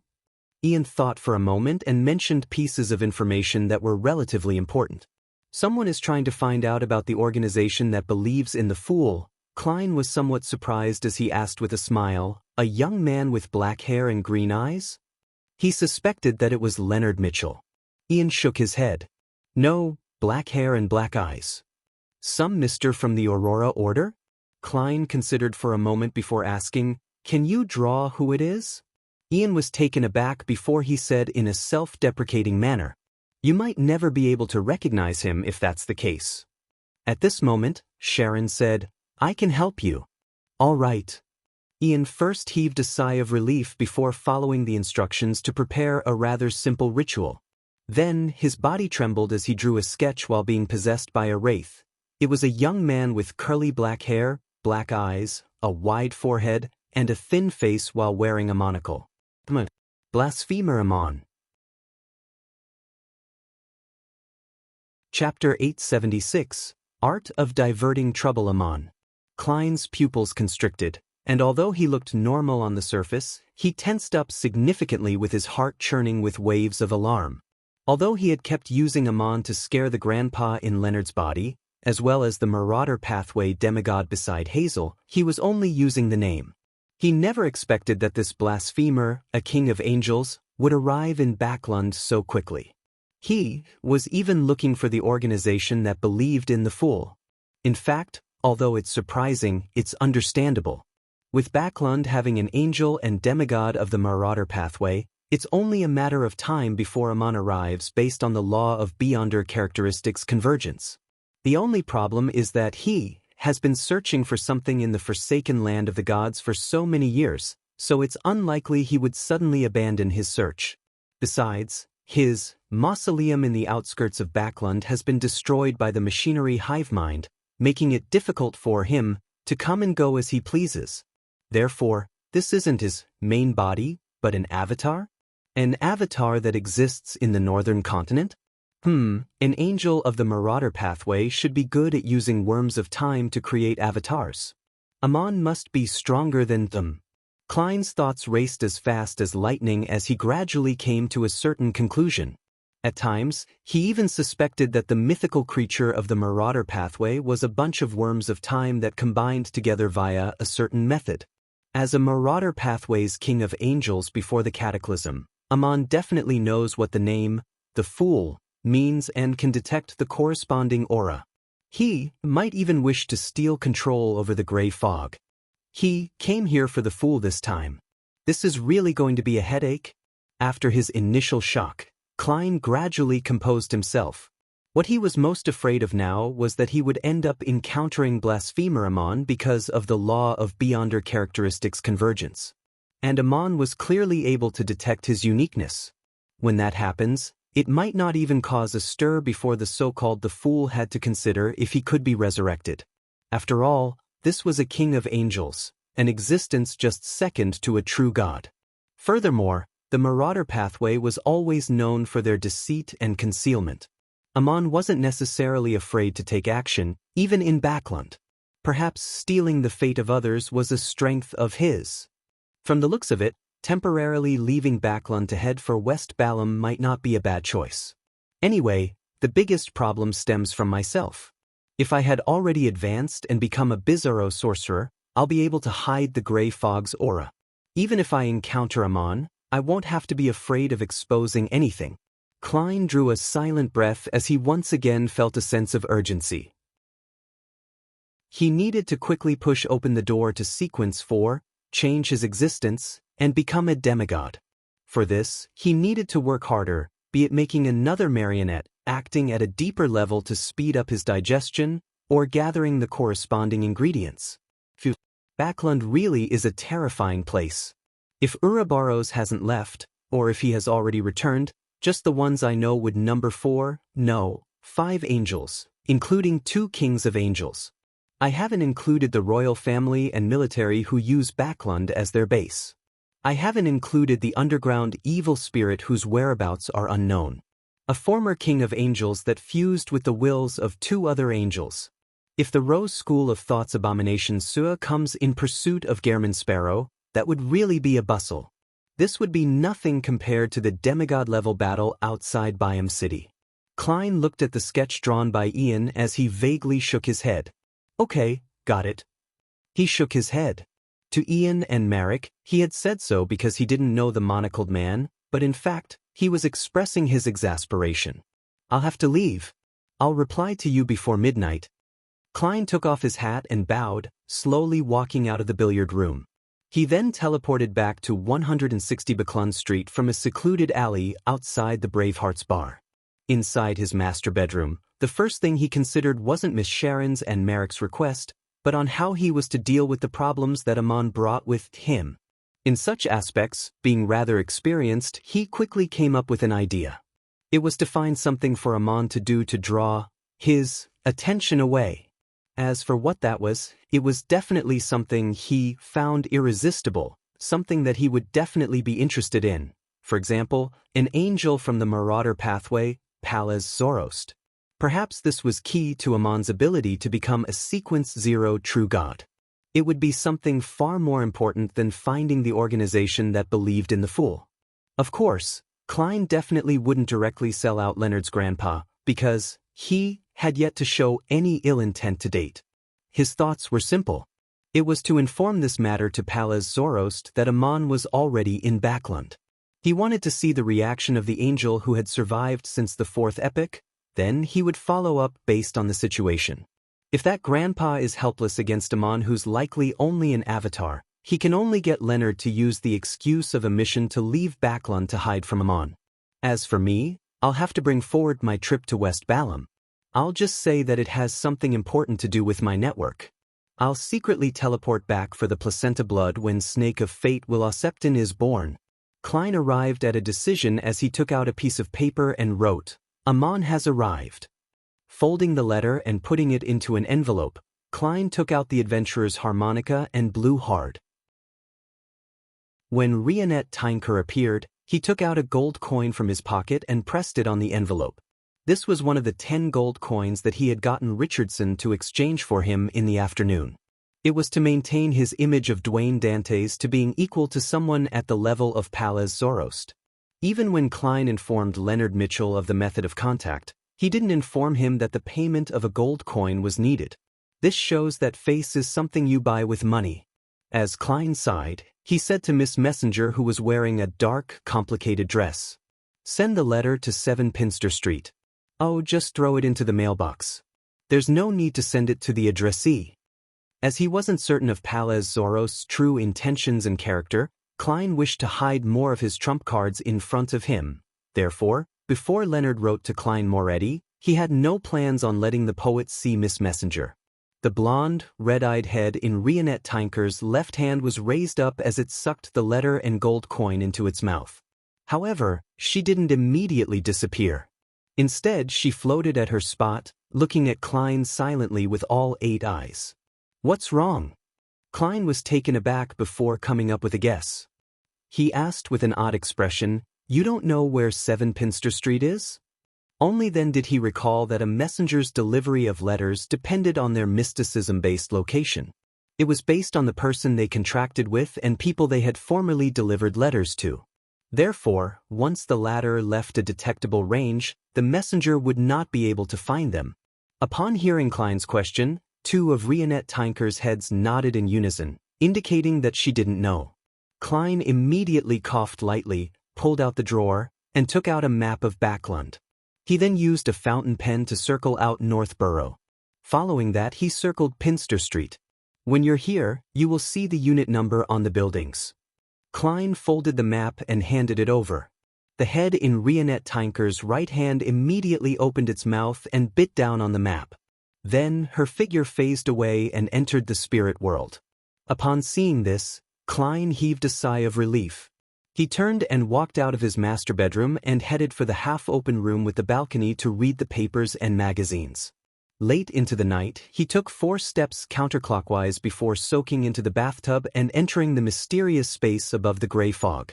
Helping Sharon and Marek obtain the Tutensis II mummy is dangerous. Klein took off the topaz pendant on his left wrist and let it hang to perform a divination. This time, the spirit pendulum rotated clockwise with a weak amplitude and relatively slow frequency. This means that the danger isn't too great. Furthermore, even if it's a trap targeted at Miss Sharon and Marek, there's no need for the present me to be too afraid. Klein beckoned with his hand as he made a translucent miniature black crystal card fly to him. This was the Fate Siphon charm. Klein had used a Worm of Time to create a demigod-level high-level charm. Right on the heels of that, he summoned Creeping Hunger and the Sea God Scepter.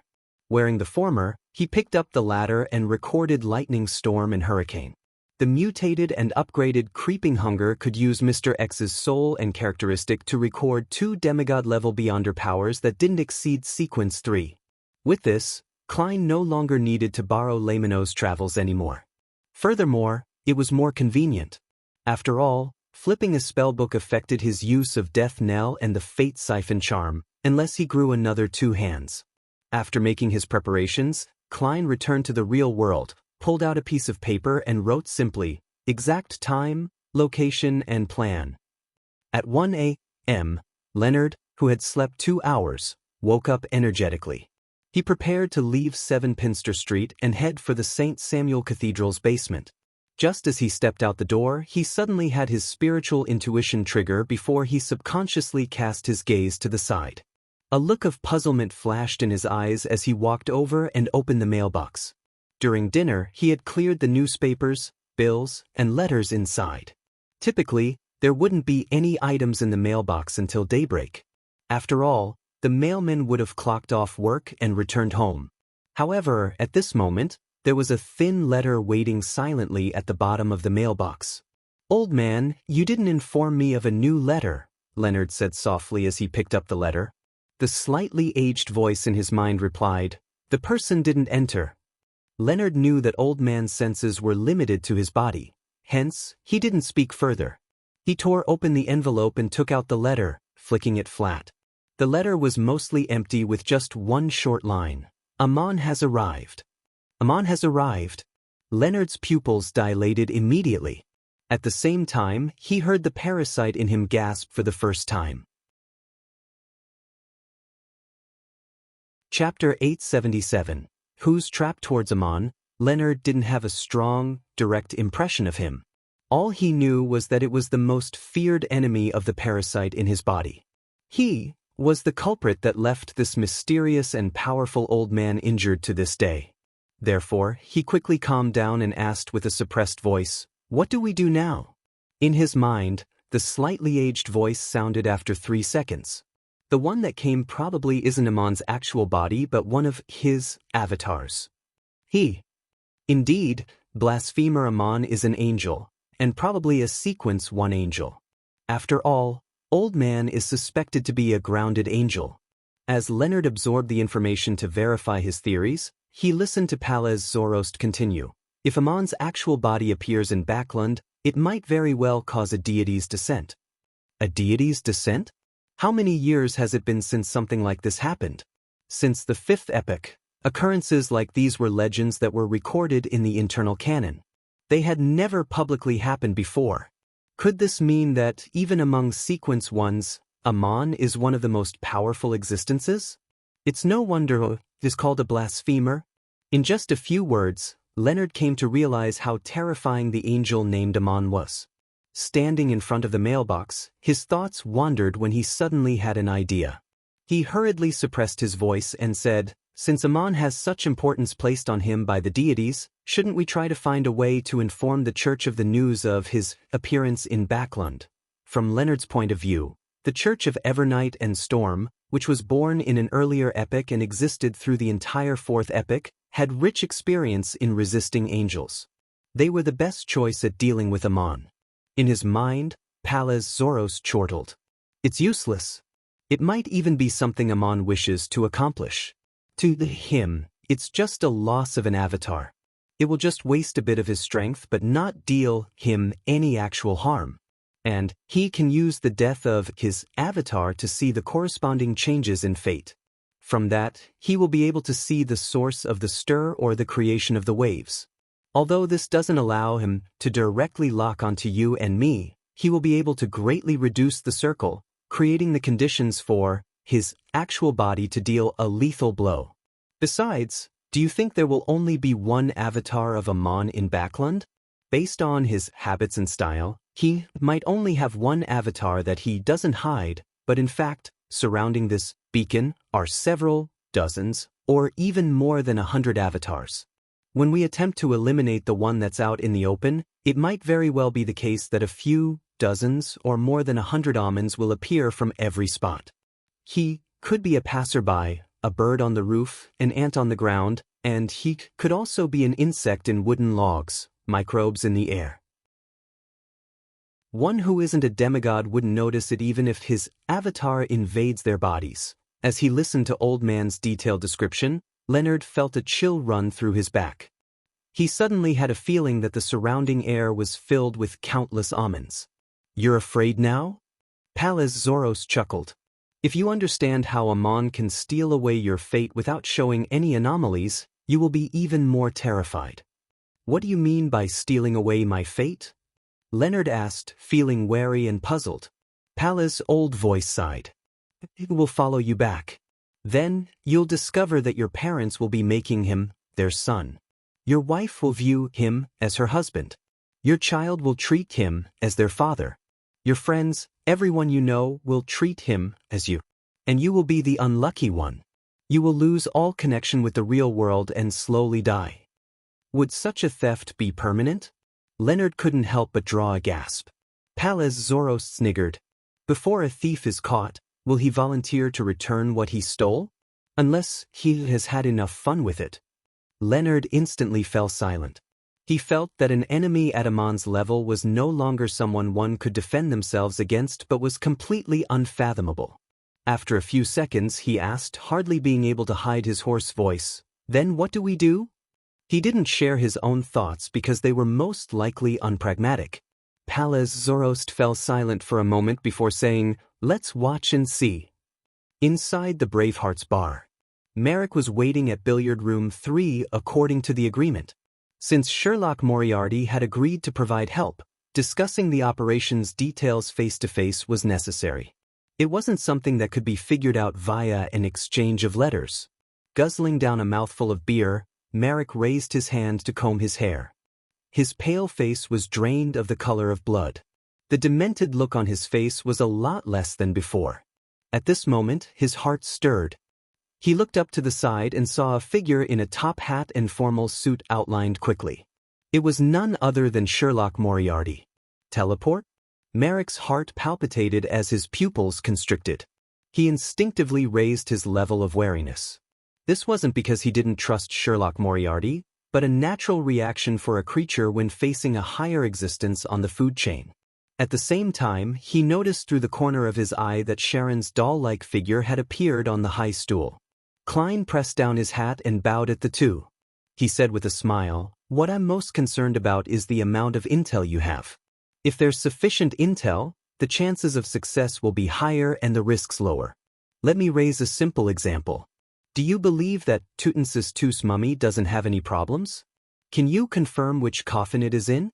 If you can, I can teleport over before the guards react, traveling with it through the spirit world. That way, the problem will be resolved." Just as Merrick tried recalling, he heard Sharon say in a calm tone, "It can be confirmed which coffin it is, but we cannot confirm if there are any problems with it." Klein nodded and pulled a chair over to sit. "Apart from that, what else do you know?" Sharon's blue eyes moved slightly. "It might be a trap by the Rose School of Thought, or it might be a trap by the lone military." "You didn't mention the second guess previously." "That's right. Before obtaining any confirmation of cooperating together, even I wouldn't divulge too much." Klein thought as he questioned, targeting the latter point. "A trap meant for the Rose School of Thought?" Merrick answered this time. He said in detail, "In the ancient Highlands Kingdom, creating a mummy was the tradition for an esteemed person. It's considered sacred, and the pharaoh's mummy is not something to be blasphemed against." Back then, before the Lone, Intis, and Phaenopoter allied forces attacked this kingdom, the pharaoh's descendants had moved the most important batch of mummies, including the remains of the pharaohs of past dynasties. This time, one of the Highlands rebel armies had their secret base stormed. The Lone army found the Tutmosis II mummy at the lowest level and planned on delivering it to Baklan to hand it to an unknown military organization for research. To the pharaoh's descendants, this is an insult of the greatest order. They have a sufficient motive to snatch Tutmosis II's mummy back. And among these descendants, there's a demigod named Mamosi. He's both one of the main leaders of the rebel army and is also an important member of the Rose School of Thought. He's the student of Abomination Sua. Klein nodded slightly and answered, "That is to say that Tutmosis II's mummy might be bait for the Lone army to fish out Mamosi. Of course, this doesn't exclude the possibility that the Rose School of Thought is deliberately sacrificing a pharaoh's remains to eliminate you." He originally wanted to say that as a sequence 6 and 5, there was no need for the Rose School of Thought to go to such an extent. But when he recalled that the present main faction of the Rose School of Thought was Indulgence, with them not holding back when it came to their desire for revenge, he believed that he couldn't make a decision using an ordinary person's point of view. Furthermore, Miss Sharon and Merrick were able to escape the Mother Tree of Desire's restrictions and successfully escape from the Rose School of Thought. Apart from luck, they might have someone supporting them in secret. If there is such a person, that person is definitely a target the Rose School of Thought wants to be uprooted. Klein's mind naturally formulated these thoughts, but he didn't say it out loud. "Yes," Merrick said as he rubbed the corners of his eyes. The large amount of words he said had made him feel perturbed both in mind and desire. Klein thought for a moment before saying, "If it's the former, the situation might be more troublesome than I imagined. To deal with a demigod with companions, the Lone army will have at least 2 Beyonders at the same combat level as Mamosi lying in ambush. Apart from that, they will definitely have some redundancies to prevent any accidents. For example, they will prepare a Grade 0 sealed artifact. In short, if this isn't near Bakland or made into a joint operation with the 3 churches, it might not be possible to so easily set up such a trap." Sharon's chin moved slightly as she nodded in agreement with Sherlock Moriarty's judgment. Klein didn't emphasize the difficulty as he said, "Therefore, we have to obtain more accurate and detailed intel. From that, we can make more targeted preparations. This will allow us to achieve our goals." Without waiting for Sharon and Merrick to say a word, he added, "I know of a secret existence for magic mirror divination. He strictly adheres to a principle of reciprocity. If you do not mind your privacy or actions that will bring about intense humiliation, you can obtain answers to many questions from him. Are you willing to try? I'll perform the summoning." In dark divination, whoever did the summoning typically suffered the greatest risk. "What happens if I refuse to divulge my private matters or reject doing such actions?" Merrick asked with narrowed eyes. Klein sincerely replied, "You'll suffer a lightning strike, causing quite significant damage." Lightning strike. Merrick originally believed that with a zombie's toughness, it wasn't too big a problem to suffer any direct damage, but he had never expected it to be lightning, which was relatively strong against the dead. He hesitated for a moment and glanced at Sharon. After receiving an affirmative nod, he exhaled and said, "Okay." Klein didn't speak further. He took out a piece of paper from his pocket as he instructed, "Prepare a mirror." Just as he said that, a palm-sized makeup mirror appeared on the billiard table. A regal-styled makeup mirror. Klein glanced at it and drew a symbol that was a mixture of concealment and mystery prying. Chapter 878. A Rhodes's question with Klein finishing his final stroke, the lights in billiard room 3 dimmed. On the dainty makeup mirror, aqueous patterns rippled out before turning into a dark scene. Immediately, one bloody word after another appeared: "Raise your questions." This scene was filled with a sense of supernatural horror. Even though standing there was a wraith and a zombie, they couldn't help but feel overwhelmed as they momentarily didn't dare say a word. Only Klein continued wearing a smile as though he was accustomed to all of this. He had previously exhorted Rhodes to not raise questions that were too difficult or private, and also to not act like a servant. If it wasn't because Sharon and Merrick could ask much more targeted questions as a result of understanding the situation better, Klein was more inclined to handling it himself and not exposing the reality of having such a helper. After a few seconds of silence, Merrick took 2 steps forward, came to the billiard table, and opened his mouth. At this moment, Sharon's gentle but emotionless voice sounded, "I'll ask the questions." Without waiting for Merrick to answer, she floated up into a standing position and looked at the mirror.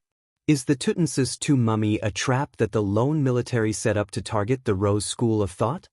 The mirror's blood-red words melted away and slid down, dragging away the stains, barely leaving 2 words behind which wriggled to form. That's right. It is indeed a trap the lone military set up for the Rose school of thought. We can preliminary eliminate the situation that it's a plot the Rose school of thought has to target Miss Sharon and Merrick. After all, the risk involved exceeds the value of a sequence 5 and 6 combined. Even if the Rose school of thought can't curb their desire for revenge, they wouldn't be this crazy, unless they were already planning on dealing with the lone military and decided to involve this matter as well. If that's the case, the best place to have such a matter unfold would be in the southern continent or at sea, and not somewhere in the vicinity of Backlund. Who knows what kind of terrifying fellows are hidden here? Amidst his thoughts, Klein saw the surface of the mirror turn dark again as new blood-colored words appeared. Based on the principle of reciprocity, it's my turn to ask a question. If you answer wrong or lie, you will be punished. Rather obedient. He didn't make the request of doing artistic actions. Looking at the billiard table, Klein nodded indiscernibly. At this moment, the words from before slowly vanished, presenting new words. You. As the bloody word froze for a full 3 seconds, it followed up. Are to answer with the relationship between the chained god and the mother tree of desire. For some reason, Klein felt that the remaining parts of the sentence had its blood-colored text darkened significantly. Thankfully, the question wasn't too out of place, and it was something he would like to know. Sharon looked at the mirror and replied in a deadpan manner. Since the 5th epoch, after the perishing of death, the Eggers family gradually lost control over the Star Highlands and Paz Valley, allowing those places to have their own beyonder organization, the Rose School of Thought. In the beginning, there wasn't the mother tree of desire, only the chained god. The Rose School of Thought advocated temperance and established a religious ritual system, including laws. Formal members led ascetic lives to deal with the repercussions of receiving powers. One day, a divine revelation added terms about indulgence. Many people slowly changed and restored ancient but bloody primitive sacrificial traditions. Later, the School of Thought's upper echelons began secretly calling the chained god the manifestation of the mother tree of desire. By the sound of it, the chained god was corrupted by the mother tree of desire bit by bit or replaced. If this entity was once a sequence 0, then the mother tree of desire is truly terrifying. It's no wonder it's viewed as an enemy by all the other deities. However, the chained god might not be a sequence 0. There's a small possibility of being a uniqueness that has fully come to life, or a king of angels with 2 sequence 1 characteristics, or even someone weaker. There's currently not enough information to verify the matter. Klein frowned slightly as he began thinking about the matters regarding the mother tree of desire. At this moment, Sharon had switched to asking, "What problems does the Tutmosis II mummy possess?"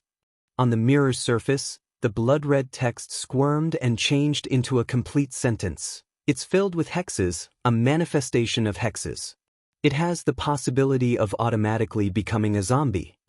This mummy is comprised of hexes? As expected of a corpse left behind by a high-sequence beyonder. How should this be resolved?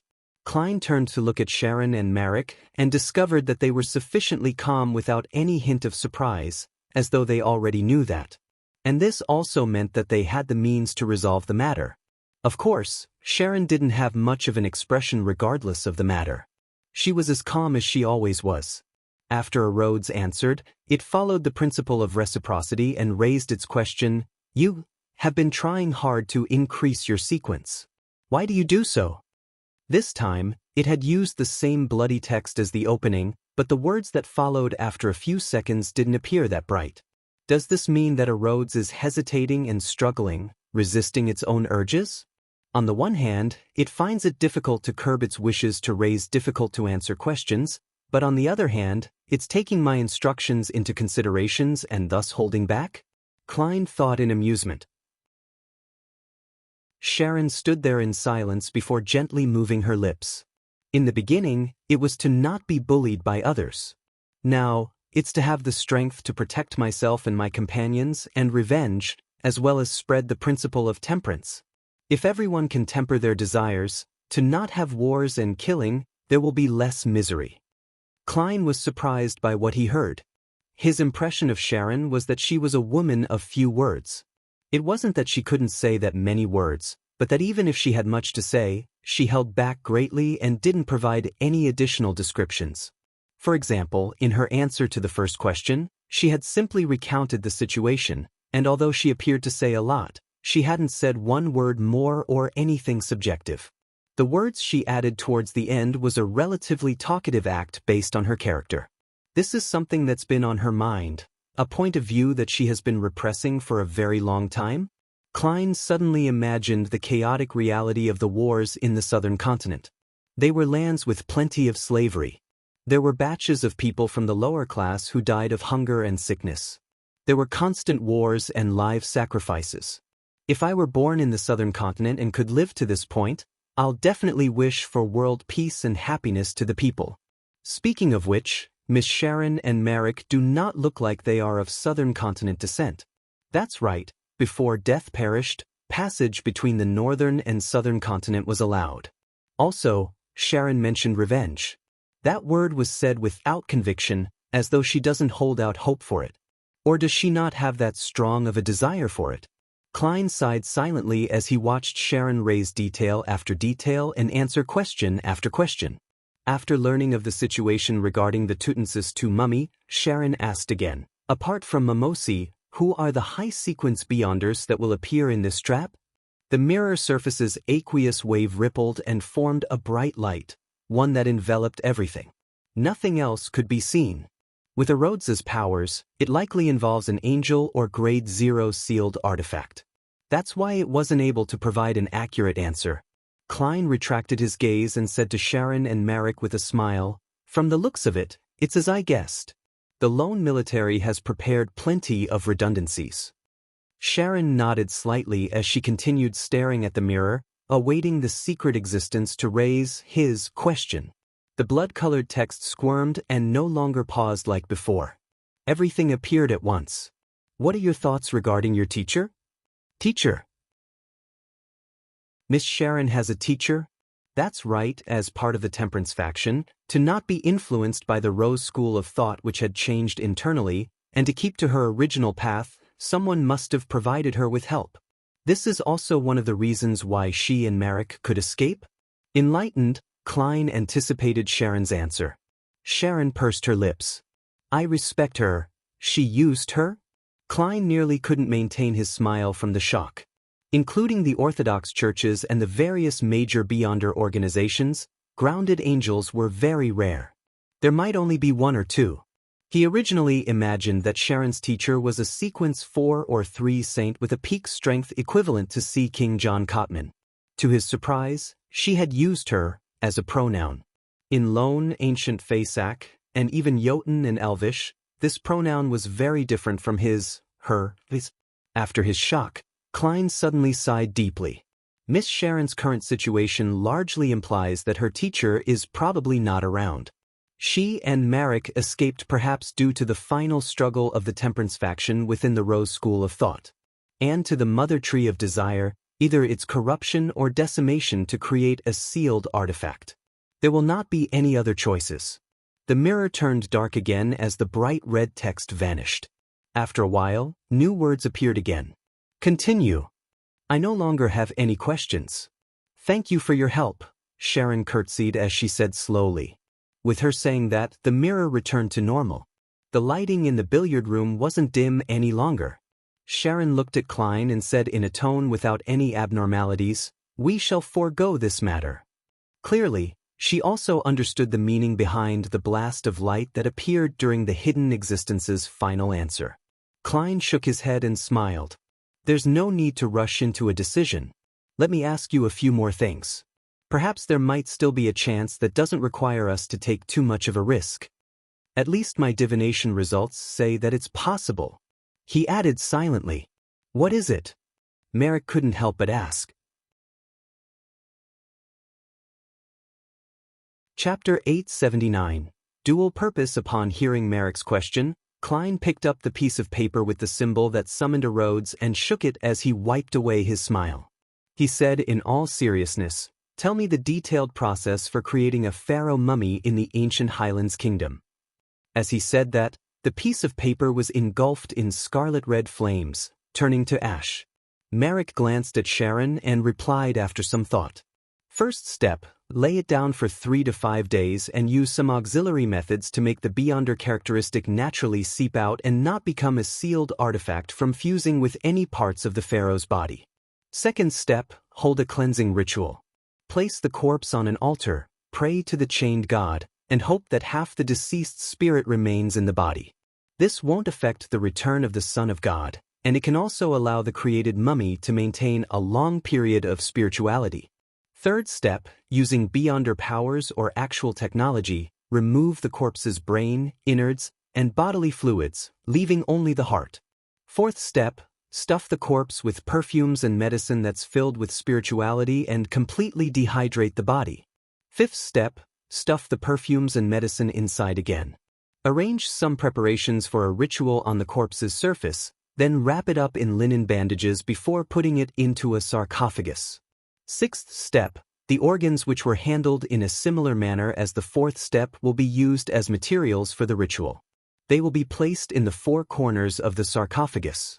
Likewise for the brain and bodily fluids. The former will be stirred into mush, mixing with the latter. And the sarcophagus will have some preserved circulatory tracts that mimic the deceased's state before death.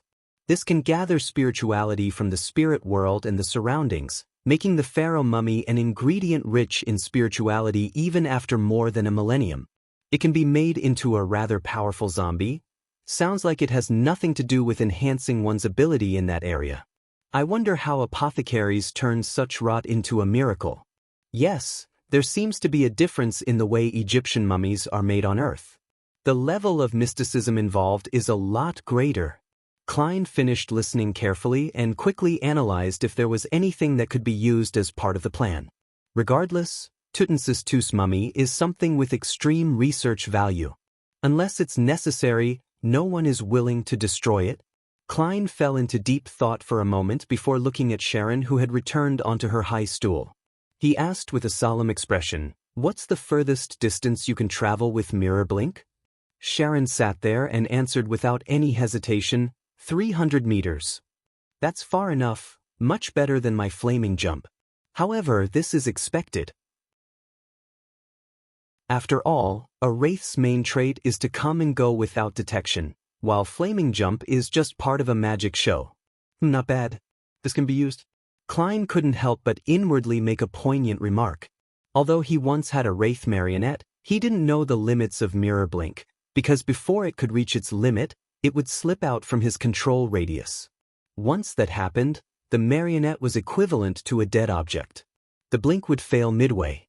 Klein asked a few more questions and formulated a general plan. After looking at Sharon and Marek separately, he said with a steady tone, "We still have a chance of snatching Tutmosis II's mummy away. There is a risk, but it won't be high. Yes, that's on the condition that the two of you listen to my instructions. Let me lead this operation. Of course, if you believe it's unacceptable, you can choose to terminate the operation midway and choose to return. That's your freedom. Just remember to pay me. If this was in the past, Merrick would have rejected the proposal without a thought. He and Sherlock were considered very experienced mid-sequence beyonders, so how could he listen to a newly advanced beyonder who had once sought their protection before? But after the previous cooperation effort, the intelligence, adaptability, and the mysterious items Sherlock Moriarty possessed had left a deep impression on Merrick. He couldn't help but consider him as equals. When news of Gehrman Sparrow continuously reached Backland, he had been shocked, being even more convinced that he was one of the strongest beyonders below that of high-sequence beyonders. In mysticism, this was a form of authority when it came to beyonder combat. Since he possessed authority, it meant abiding by it. He can still teleport. Merrick recalled the way Sherlock Moriarty appeared, and he had a strong sense of confidence bolstered within him. Perhaps there was a chance of success. He turned his head and looked at Sharon. The two nodded in unison. "All right," Sharon responded, her blue eyes not showing any signs of hesitation. Klein immediately revealed a smile. "I'll go into the specifics when we rendezvous at the scene." Apart from defining the problems and obtaining a more accurate account of the situation, his deliberate appearance using traveling and providing a secret existence to obtain intel was also to establish his image. It boosted the way they viewed him, giving him the ability to be in charge. As a marionettist, even without a marionette for the time being, he had to control others to complete a targeted act. To Klein, this operation was partly to help Sharon and Merrick, but he also had hopes of using this grand act and his directing of puppets to further accelerate the digestion of his potion. It had to be said that the immense pressure of Amon's appearance in Backland and his recent interaction with spectators had allowed the marionetteless him to greater understand the marionettist principle he had previously concluded. With his marionette as a lead, he could control his enemies to put on a puppet act in real life. His current idea was, even without a marionette, he could use his dominance, language, and the settings he designed, or a combination of these factors, to control his target, putting on a puppet act in real life. Marionettists weren't only controlling spirit body threads. And what he did previously was merely a small attempt. Just like Amon, a simple appearance is enough to put many matters into motion. It makes me and Palaz Surost appear to be waiting for him to signal with a wave of the conductor's baton. Klein silently sighed as he heard Sharon and Merrick answer in unison, "Okay." In the evening at Pritz Harbor, there were elegant gas street lamps made of black metal. They illuminated the various streets with the light they emitted. At this moment, most of the ships had moored. Silence was the main tune of the area. At the top of a warehouse, there were many wooden crates circling an area. 3 figures suddenly appeared from the void. They were none other than Sherlock Moriarty in his formal suit and top hat, Merrick in his white shirt and black vest, and Sharon who always wore a black bonnet and regal dress. With the help of teleport, they directly traveled from Backland all the way here. There was quite a distance between them and the dock where the ship that carried the Tutensis II mummy was moored at. Klein pressed down with his right hand as the bottom of his feet stepped on the wood. He nimbly leaped above the crossbar and, like walking on flat ground, quickly arrived by the wall. There was a tiny air vent here. He then took out the telescope provided by Sharon, and he looked at the dock based on the intel. All the building roofs were occupied by soldiers with steam backpacks and thick-barreled rifles. They patrolled the area and were alert of their surroundings, prepared to shoot at any trespassers who dared come near. Only one warning was to be given. Apart from them, there were a few exaggerated robot monsters parked around the dock. They were entirely metal, and their height had exceeded that of giants. At the top of them, cold machine guns could rotate, and a steam chimney stood erect. The bottoms were grayish-white in color, with many parts exposing rivets, nuts, and gears. They looked rather crude. In addition, in front of the robots was a very thick cannon. Situated underneath it were 2 rows of metal wheels with rubber treads. They were obviously manned, but Klein couldn't see who they were, making it impossible to determine if they were beyonders or not. Close to these steel monsters, above the dock was a dark black metal tower standing at a height of more than 10 meters. It had a complicated pulley system that seemed to lack any sophistication. Drooping down were steel cables and a hook. On the surface, it doesn't seem too simple, but it can't be considered a high-level military operation. Klein retracted his gaze and threw the telescope to the approaching Merrick so that he could observe the situation. Before they started taking action, they had come to an agreement. It was to not use beyonder powers, relying on non-mysticism methods to spy on their target to avoid sounding off any alarms. After all, it was very likely that a demigod was lurking in the dock district. Of course, Klein had adjusted the powers recorded inside Creeping Hunger. He had matched Paper Angel with Hurricane instead of Lightning Storm. After Sharon was kept up to date with the situation, Klein, who was standing by a wooden frame, revealed a seemingly relaxed smile. "We only have one purpose today. It is to make an attempt if there's a chance. If there isn't, we'd rather observe by the side and even evacuate ahead of time. Any questions?" "No," Sharon calmly replied. Merrick shook his head, expressing the same intent. Klein nodded and looked at Merrick. "How many mirrors have you brought?" 9. Merrick showed his preparations as he pointed to his eyes. "These also count." "All right." Klein pointed in a direction. "When I leave, you are to head for Pritz Harbor. Along the way, throw these mirrors." Merrick gaped as though he wanted to ask why. But soon, he understood Sherlock Moriarty's intentions and nodded seriously. "I'll follow your instructions." Klein smiled as he extended his hand in midair. "I hope for a pleasant partnership."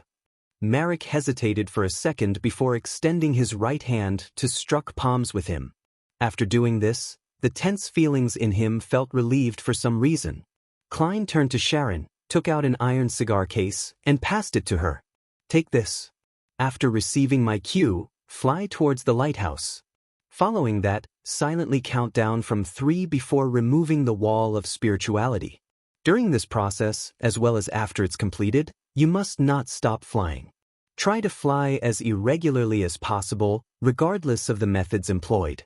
When you see me create fireworks, immediately isolate the cigar case with a wall of spirituality and do a mirror blink in Merrick's direction. Use everything you have. After you meet up, flee all the way without waiting for me. I'll teleport to you." One of the core items in the operation tonight was Azek's copper whistle. Stealing the Tutmosis II mummy is difficult, but I can get it to run towards me. Chapter 880. The Silent One. After hearing Sherlock Moriarty's plan, Sharon didn't say anything apart from nod her head once in agreement. Klein immediately took out a steel gray metal mask and wore it, only revealing his eyes and nostrils. Similarly, Sharon and Merrick wore similar masks as well. However, they had different reasons for the disguise. For the Wraith and Zombie, it was solely to prevent themselves from being recognized by the lone military, thus curtailing their ability to be active in Backland. As for a Faceless, the act of wearing a mask hid his pathway's trait of being able to change appearances. It was a form of misdirection for the lone militaries and Rose School of Thought's subsequent investigations. After all, they would follow normal logic. Since your face was fake to begin with, why would you do the unnecessary act of wearing a mask? After waiting for a while, a dull whistle sounded as a ship cruised into the port in the darkness. Klein returned to the vent, raised the telescope, and cast his gaze at the heavily guarded harbor. He soon saw a hybrid sailboat with a chimney slowing down as it docked. Meanwhile, 2 squads of soldiers in red tops and white pants ran over in an orderly fashion with rifles in hand before standing on 2 sides of a path. Before long, a gangway was lowered, and people from the ship began alighting. First were sailors carrying wooden crates. Following that, it was a young man dressed in a major's uniform. He held a small casket made of crystal with a heavy expression. Surrounding him were several members of the ship's crew. The crew were holding lanterns, illuminating the casket from various angles, thus accentuating what was inside. In it was a human skull without any flesh and blood left. It had a strange luster swirling under the light. The group of people moved at a rather slow speed, as though they were constantly taking note of the angles of illumination to not leave any dark spots. After they got off the ship, they followed the path to the nearest cargo rail where a steam locomotive was waiting there like a giant serpent. In the cabin behind, a man in a black formal suit walked out. He was carrying a huge iron bucket, and diagonally above, one could see that it contained layers of ice blocks. For a second, Klein nearly imagined that there was a bottle of wine inside the ice blocks, just like how alcohol was presented amongst high society and high-end restaurants. However, he soon saw what was embedded in the ice. It was a hand made purely out of gold. Unlike the group of people, the man carrying the bucket moved very quickly. Beads of perspiration kept dripping from his forehead as the contact between his palms and the metal surface produced mist. He seemed to be worried that the ice would completely melt before he arrived at his destination. The military managed to plunder quite a number of sealed artifacts at the Star Highlands, Paz Valley, and Hagenti Plains. Klein sighed poignantly as he patiently waited for Tutmosis II's sarcophagus to appear. Another 10+ minutes passed when, situated in the distance, Klein, Sharon, and Marek heard heavy footsteps. It was like a giant walking over a hollow deck. Right on the heels of that, the cabin's side door opened. 4 knights in black full-body armor carried a golden sarcophagus as they slowly walked out. Their footsteps clinked and clanked, reverberating. The sarcophagus's surface was engraved with symbols like strange birds, serpents, feathers, and masks. It appeared ancient and mysterious, with the rich flair of an ancient Highlands kingdom. It was none other than the Tutmosis II mummy's resting bed. Sounds of metallic chains grinding against each other sounded as a pitch-black metal capstan slowly rotated, lowering the steel cables and hooked down. People began securing them against the corners of Tutmosis II's sarcophagus. Then, a complicated gear system began operating as the heavy sarcophagus was hung up, moving towards a topless carriage outside the harbor. The 4 black, full-bodied armored knights had the pressure on them relieved as they sat on the deck, letting out heavy panting. Amidst the panting, one of the knights suddenly grunted.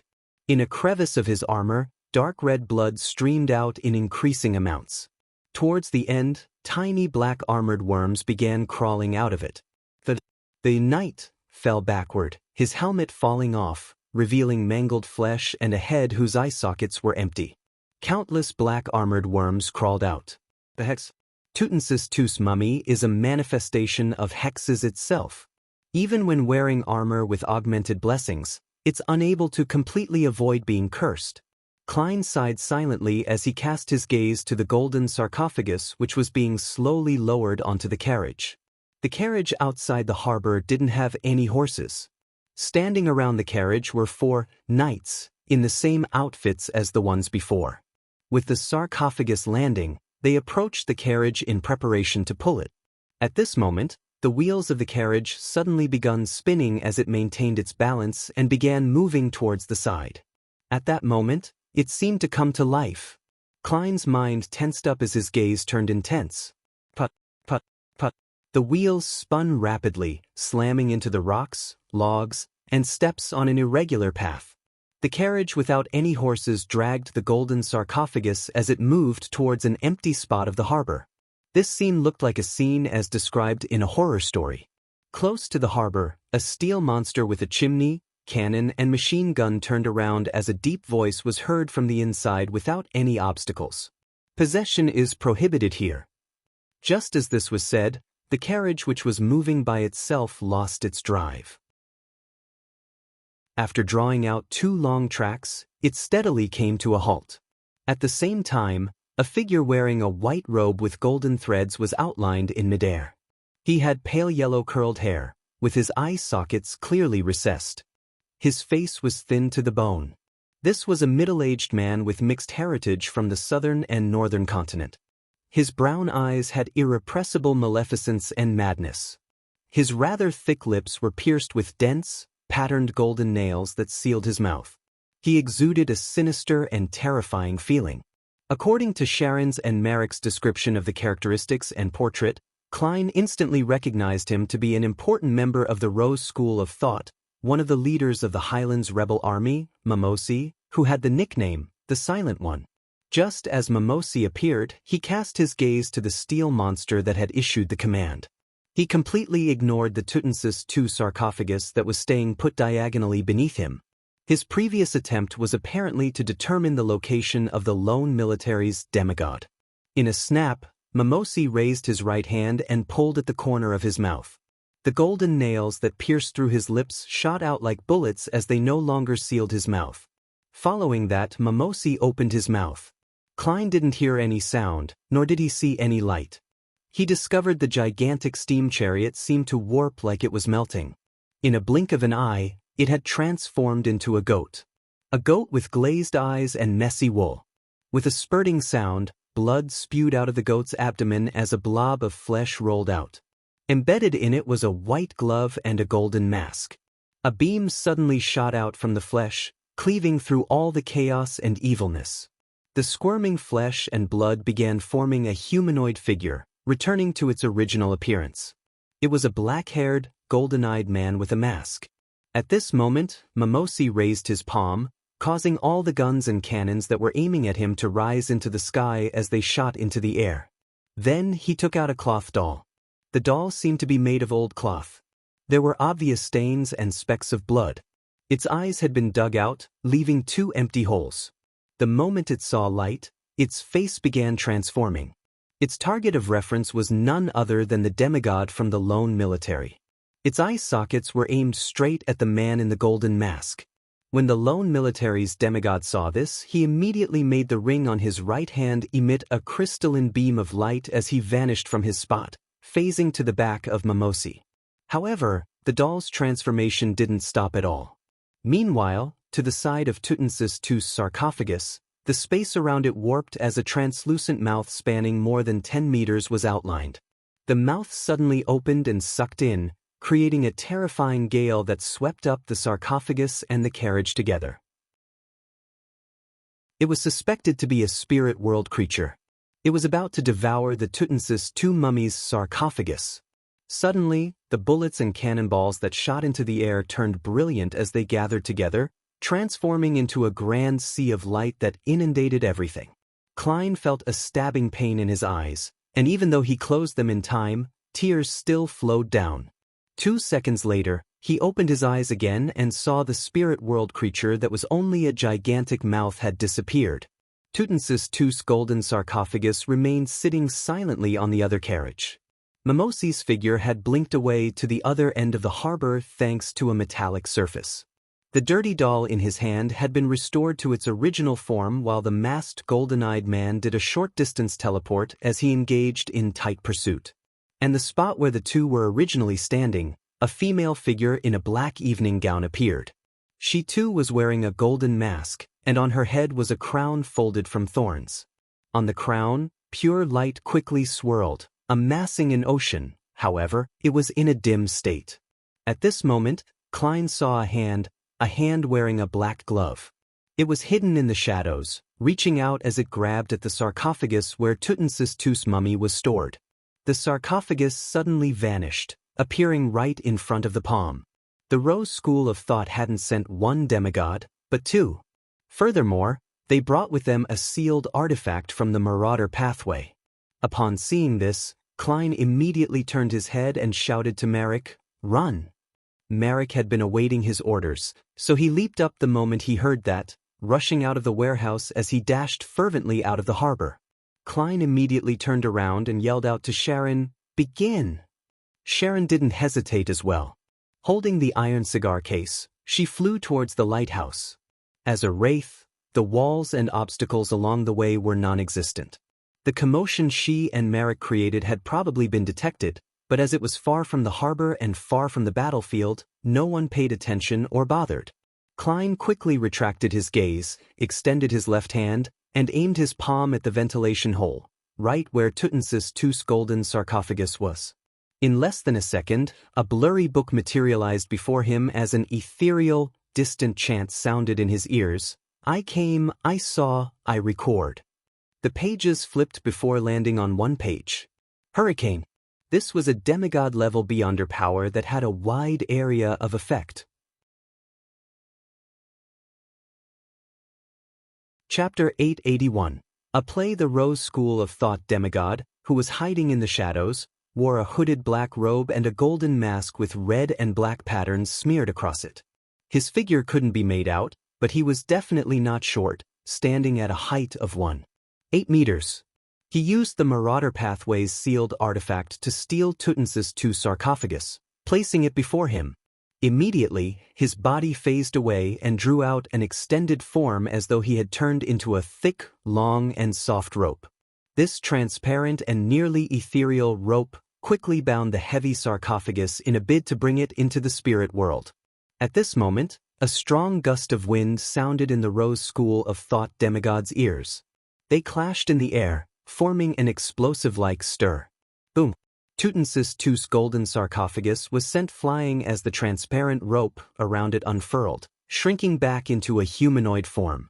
This Rose School of Thought demigod floated diagonally downwards in an uncontrollable manner before turning into a wraith, no, an evil spirit's form. He allowed the intense winds to blow through his body without making any additional movements. He saw eddies in the air swirl up rapidly as an unrestrained hurricane suddenly appeared, sweeping up the rocks, gravel, trash, and parts of the harbor's roof into the air. Even the carriage, which had been autonomously moving before, flew up because of its proximity. It was torn into pieces amidst the strong winds. Seemingly lucky, but in fact an expected outcome, the shadows where the Rose School of Thought demigod was hiding didn't have any lone soldiers and was far from the main path. The lady in the black evening gown and crown of thorns was obstructed by the hurricane as her body involuntarily wavered backward. She was unable to immediately rush to the golden sarcophagus that had been thrown up into the air, and she could only use her momentum to turn her body sideways, casting her gaze to a warehouse that stood far away outside the dock district. Immediately after that, she turned her head to look at the Rose School of Thought demigod because he wasn't affected by the hurricane. Confinement. The lady, who was also wearing a golden mask, raised her left hand and grabbed at her enemy's figure within her sights. The Rose School of Thought demigod had formidable spiritual intuition.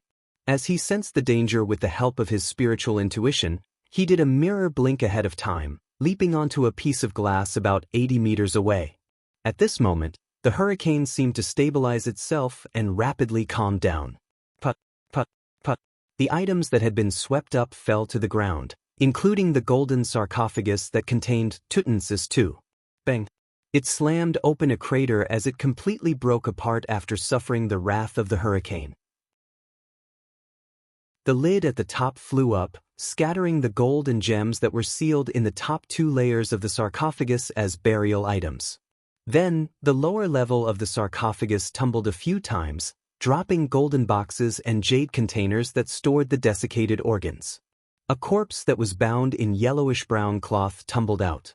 Its surface was covered in a dark red, oily liquid. This was none other than the mummy created after Tutmosis II passed away. It was extremely thin, and its face had a golden mask with patterns covering it, just like the mask worn by the demigod from the Rose School of Thought. Embedded in its eye sockets were 2 abnormally pure onyx gems. The moment the mummy appeared, the surroundings seemed to dim. The sarcophagus's main body stopped as dark red liquid flowed out of it, soaking the nearby soil. When the Rose School of Thought demigod with the Marauder Pathways sealed artifact saw this scene, he was first enraged before he thought of something.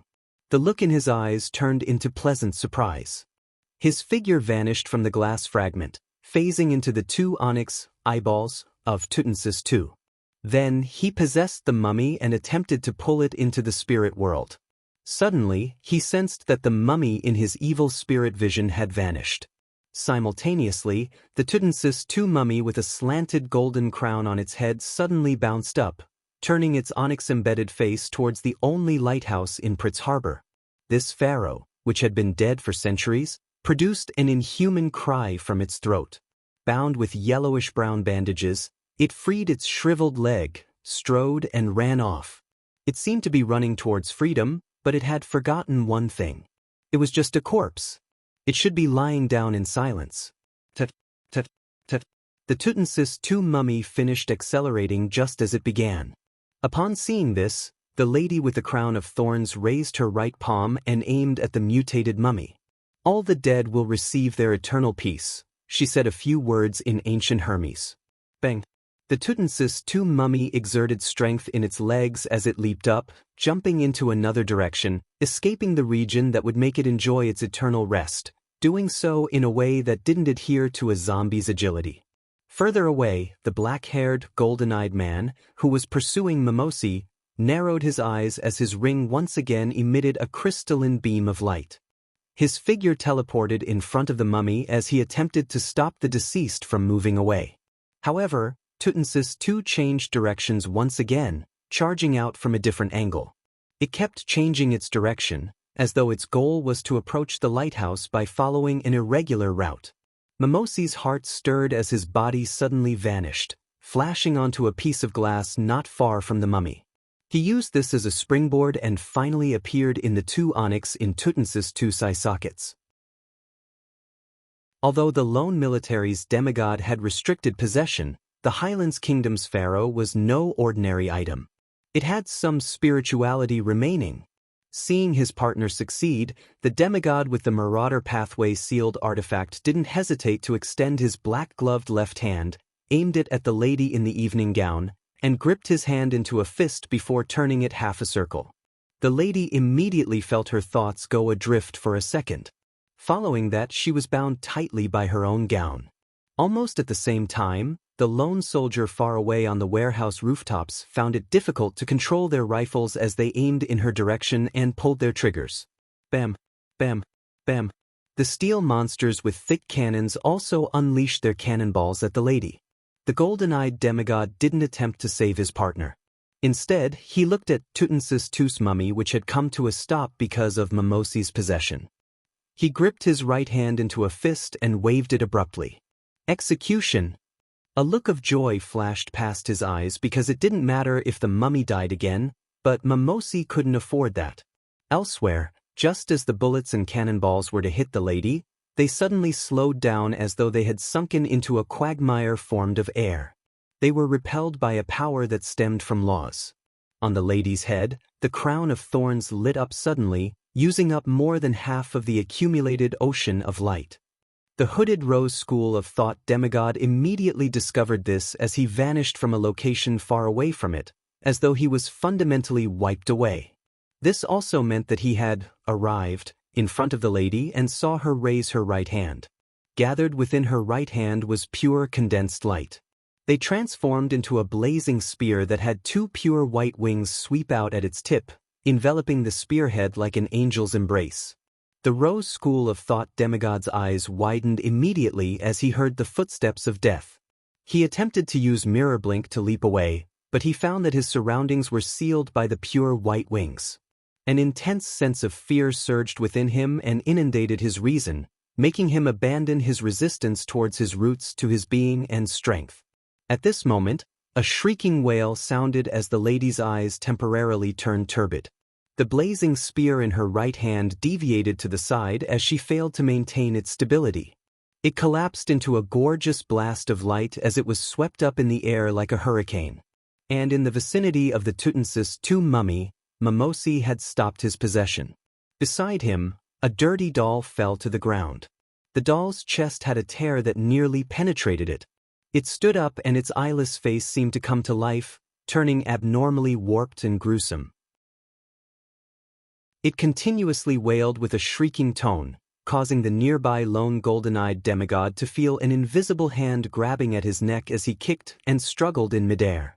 It was because of this doll's existence that Mimosi wasn't executed. Likewise, the other Rose School of Thought demigod wasn't struck by the blazing spear. When the latter saw this, he immediately used mirror blink to approach the Tutmosis II mummy that was still focused on moving in the direction of the lighthouse. He planned on using this opportunity to join forces with Mimosi to achieve the goal of their operation.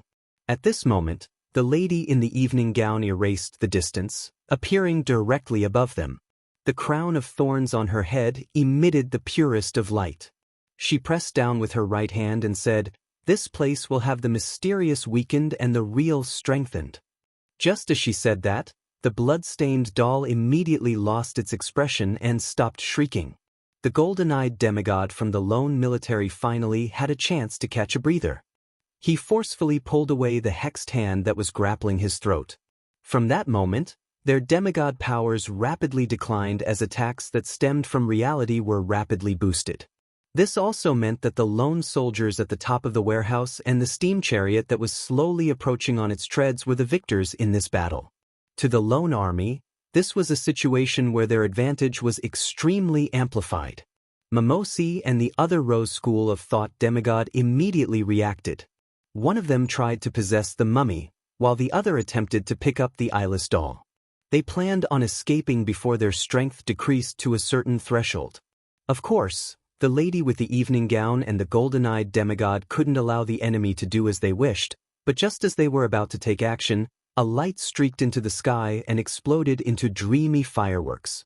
Right on the heels of that, the two demigods felt their spiritual perception trigger simultaneously as they looked into opposite directions. A hand wearing a transparent glove reached out from the void beside Tutmosis II's golden sarcophagus, grabbing a handful of soil that was soaked with dark red liquid. The liquid was a mixture of Tutmosis II's brain matter and bodily fluids. It was a ritualistic material used to maintain its spirituality, and the latter contained its blood. Mimosi and the Rose school of thought demigod, who wielded the sealed artifact, also looked over, and they happened to see a figure wearing a formal suit and top hat appear. This figure was bending his back to pick up the soil soaked with dark red liquid. During this process, he kept his right hand to his left breast, as though he was bowing towards the demigods. Then, maintaining this pose, he looked up to reveal his metal-gray masked face before rapidly fading away into nothingness. Chapter 882, Core of Mischief. Carrying the iron cigar case in hand while passing through walls to leave the warehouse that she was hiding in, Sharon strictly followed Sherlock Moriarty's arrangements, using her state as a wraith to fly to the tallest building in Pritz Harbor, the lighthouse. Right on the heels of that, she silently counted down. Before she could gather her thoughts, Sharon's ear resonated with an intense boom. The harbor in the distance seemed to be swept by a terrifying hurricane. She held the iron cigar case in her left hand as her nails suddenly grew sharp before stabbing into the wall of spirituality, completely destroying the invisible isolation with an attack filled with a wraith's spirituality. A sudden gust of wind gushed outwards in every direction as Sharon suddenly felt her spirit body become augmented. And this stemmed from the items stored inside the iron cigar case. She wasn't affected by her curiosity, accustomed to restraining her emotions as she continued approaching the lighthouse at high speeds. During this entire process, she kept maintaining an irregular trajectory, occasionally lunging forward to the left or drifting upwards to the right. At times, she would rely on mirror blink to leap onto a different trajectory before continuing her approach to the target. This made it seem like she was dodging an invisible and terrifying enemy, but Sharon knew very well that nothing was chasing her, nor was she locked on by a distant attack. She felt as though she was performing in a one-man show without any opponents. However, she didn't have any doubts, nor did she waste any time to observe or wait. She pretended that within the air in her surroundings was the silent one Mimosi and the lone military's demigods, doing her best to dodge and slip past them. As her flight continued, Sharon's blue eyes, which were peeled towards the air, had a red stream of light reflected in them. It flew from above, suddenly blasting apart, turning into beautiful fireworks that was a mix of red, orange, and yellow. Sharon immediately retracted her gaze. As she used her wraith fingernails to spew spirituality and reform the wall of isolation, she leaped towards the path Marek had laid. There were shattered mirrors placed at fixed distances in a periodic manner. With her dainty bonnet and black dress, her figure kept flashing to them, and soon, she appeared inside Marek's brown eyes. She then lightly took a stride out, the iron cigar case in her hand already encased with a wall of spirituality. Marek and Sharon didn't converse, nor did they exchange looks with their eyes. As though they were being pursued by an invisible monster, they didn't dare stay put. Frankly speaking, they had a general idea about the role that each of their actions played. After all, Sherlock Moriarty had once attracted zombies and shadows with a copper whistle. As for Sharon's mirror blink, the two of them knew its traits well. However, they couldn't imagine how everything would develop. They had no idea how the detective with many secrets would be able to steal the Tutmosis II mummy under the watch of a few demigods. It wasn't a situation where the mummy could run if it wanted. The demigods were bound to stop it. At this moment, they saw a figure materialize. He wore a black formal suit and a half-top hat. His face was covered with an iron-gray mask, and in his hand was a handful of dark red soil and a dark brown book. It was none other than Sherlock Moriarty. Merrick immediately slowed down his pace. As he allowed the detective to smear the soil onto the book before pocketing it and grabbing his shoulder, he surveyed his surroundings. However, he didn't discover the existence of the Tutmosis II mummy. Did it ultimately fail? Having been mentally prepared for failure, he sighed as he watched himself, Sharon, and Sherlock Moriarty fade away and vanish from the spot. In the region where the demigods were fighting, the golden-eyed lone military demigod had an ominous feeling when he saw the gray-masked man bow before teleporting away. He felt that things had taken a drastic turn for the worse, into a terrible, unpredictable outcome. He needs to be stopped. Although I don't know what he did, he needs to be stopped. Such a thought instantly surfaced in his mind as the golden-eyed demigod immediately activated his ring. He used traveling against traveling, teleporting to pursue teleporting. However, in this short span of time, he realized that he was unable to lock onto the mysterious person's aura. In other words, he had either created an interference at the demigod level, or he had teleported somewhere very, very far away. Regardless of which possibility it was, it meant that any pursuit attempt would easily face failure. And more importantly, if he were to leaving the lady to fend against Mimosi and the other Rose School of Thought demigod alone, that would be an extremely dangerous situation. After all, the mysterious power in the area had not weakened to the point where real firearms could pose a threat to their suppressed selves. Besides, there haven't been any losses yet. The mummy is still around, with the person only taking away some soil rich in spirituality. The golden-eyed demigod swept his gaze at the Tutmosis II mummy who was standing blankly in its spot, before casting his gaze back on Mimosi. Suddenly, the mummy wrapped in yellowish-brown bandages that were soaked in dark red liquid had vanished from the four demigods' spiritual perception. The mummy had vanished without any warning. For a second, Mimosi and the other demigods felt as though they had watched an interesting magic show or a play with a mischievous element in it. But sadly, as demigods, they couldn't tell how it was done. Moments later, having lost their target, Mimosi and the other Rose School of Thought demigod didn't hesitate to make their figures fade away in a bid to escape via the spirit world. The golden-eyed demigod and lady tried hard to stop them. After 2 teleports, Klein returned to a 2-bedroom apartment in Backlund which they had rented ahead of time with Sharon and Merrick. "I will pay you based on what we agreed upon," Sharon said just as she found her footing. At the same time, she returned Sherlock Moriarty the iron cigar case. They had previously agreed that regardless of the outcome, Sharon would provide him with the information regarding spirit world plunderers. If they succeeded, she would pay another 3,500 lone gold coins or £5,000. Klein received the iron cigar case which had corrosive signs on its surface. As he held it in his hand, he sensed Azek's copper whistle lightly jumping inside. He quickly put it away and gave Sharon and Merrick a smile. "Might I trouble you to wait outside? Give me 5 minutes." His tone is very firm. It's as if he has succeeded. What can he do in 5 minutes? It's impossible for him to teleport again and bring back the Tutmosis II mummy. This will be more dangerous and more difficult than before. Merrick was filled with puzzlement as his footsteps moved at an obviously slow pace. As for Sharon, she had floated to the wooden door which separated the rooms and passed through it. Merrick quickly reined in his thoughts and followed closely behind by walking out the door. Klein maintained a smile as he watched them. Then he teleported to another cheap motel in East Borough. He had disguised himself to rent this room in the afternoon. Right on the heels of that, he took out the book with the dark brown cover which was stained with dark red mud stains. It was Grozel's Travels. As long as the blood still had remnant spirituality and hadn't coagulated, smearing it across the cover would allow the target to be pulled into the book world. and inside the Tutmosis II mummy's golden sarcophagus contained such blood. It also meant that, at this moment in time, the mummy was already in Klein's hands, inside Grozel's travels. After hearing Marek describe the procedure to making a pharaoh mummy, Klein had roughly come up with a plan. It was to use the corpse's attraction to Azek's copper whistle as spirit body threads.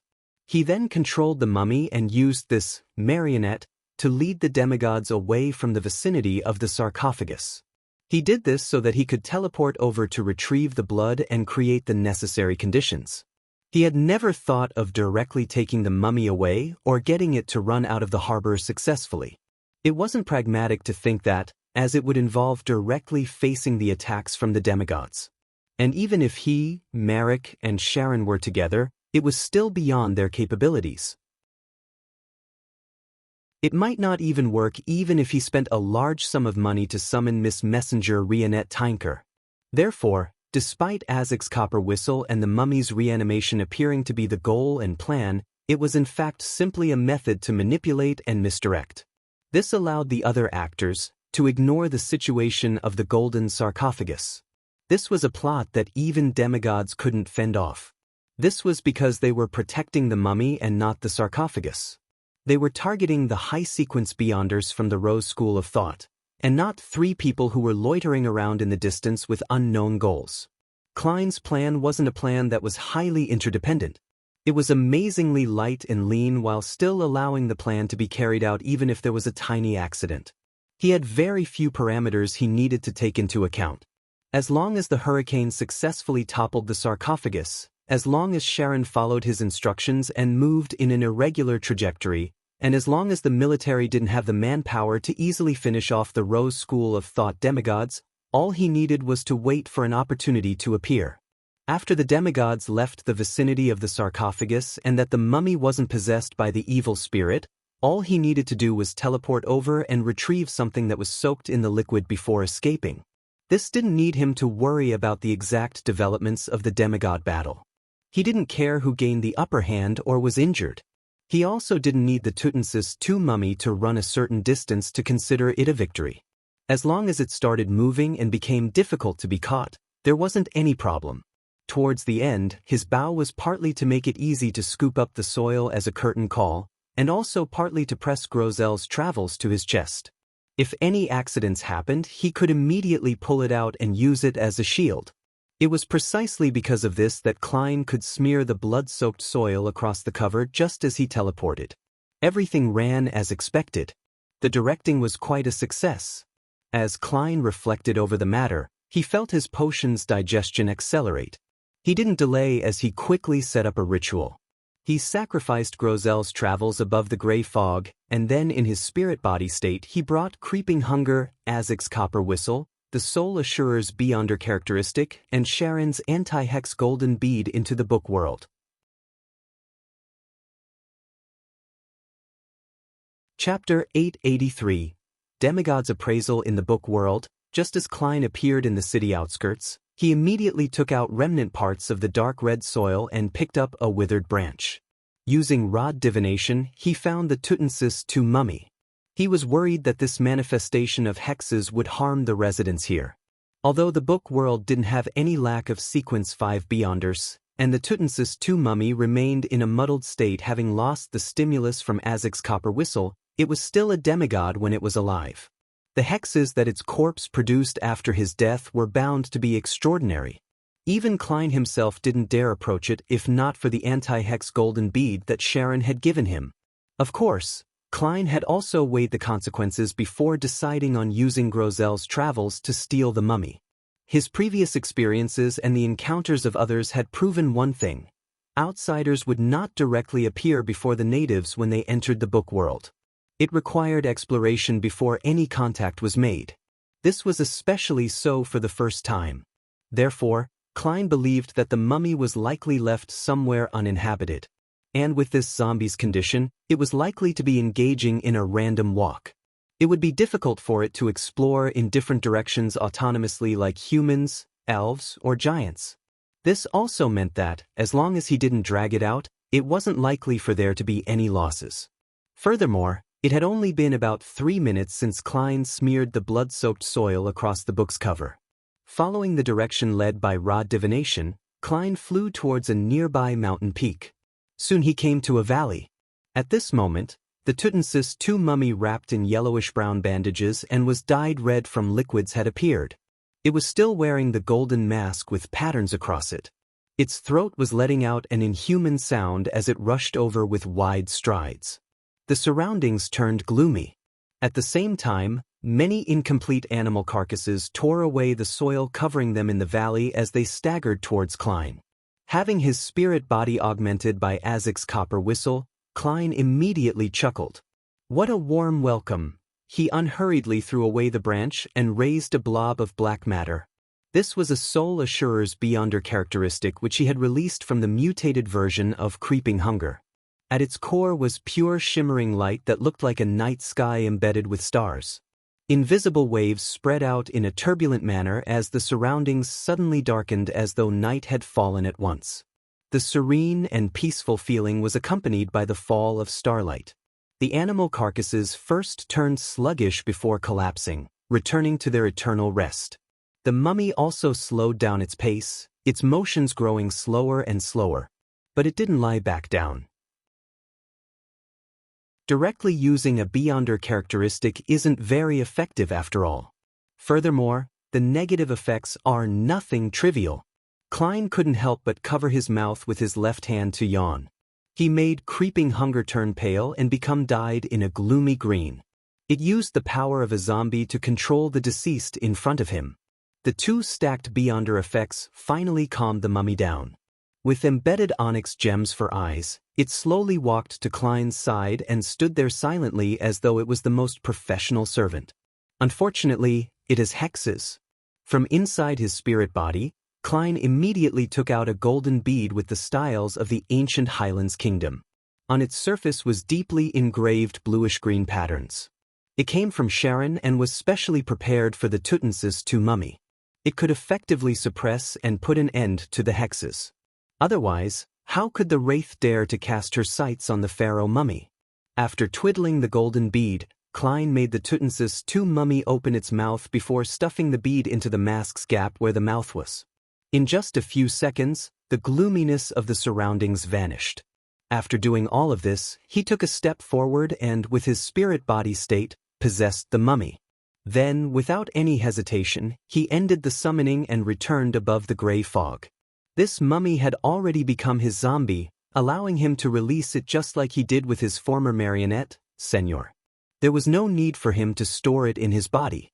After doing a bestowment, the mummy, which was rich in spirituality, returned to the real world and arrived inside the cheap motel.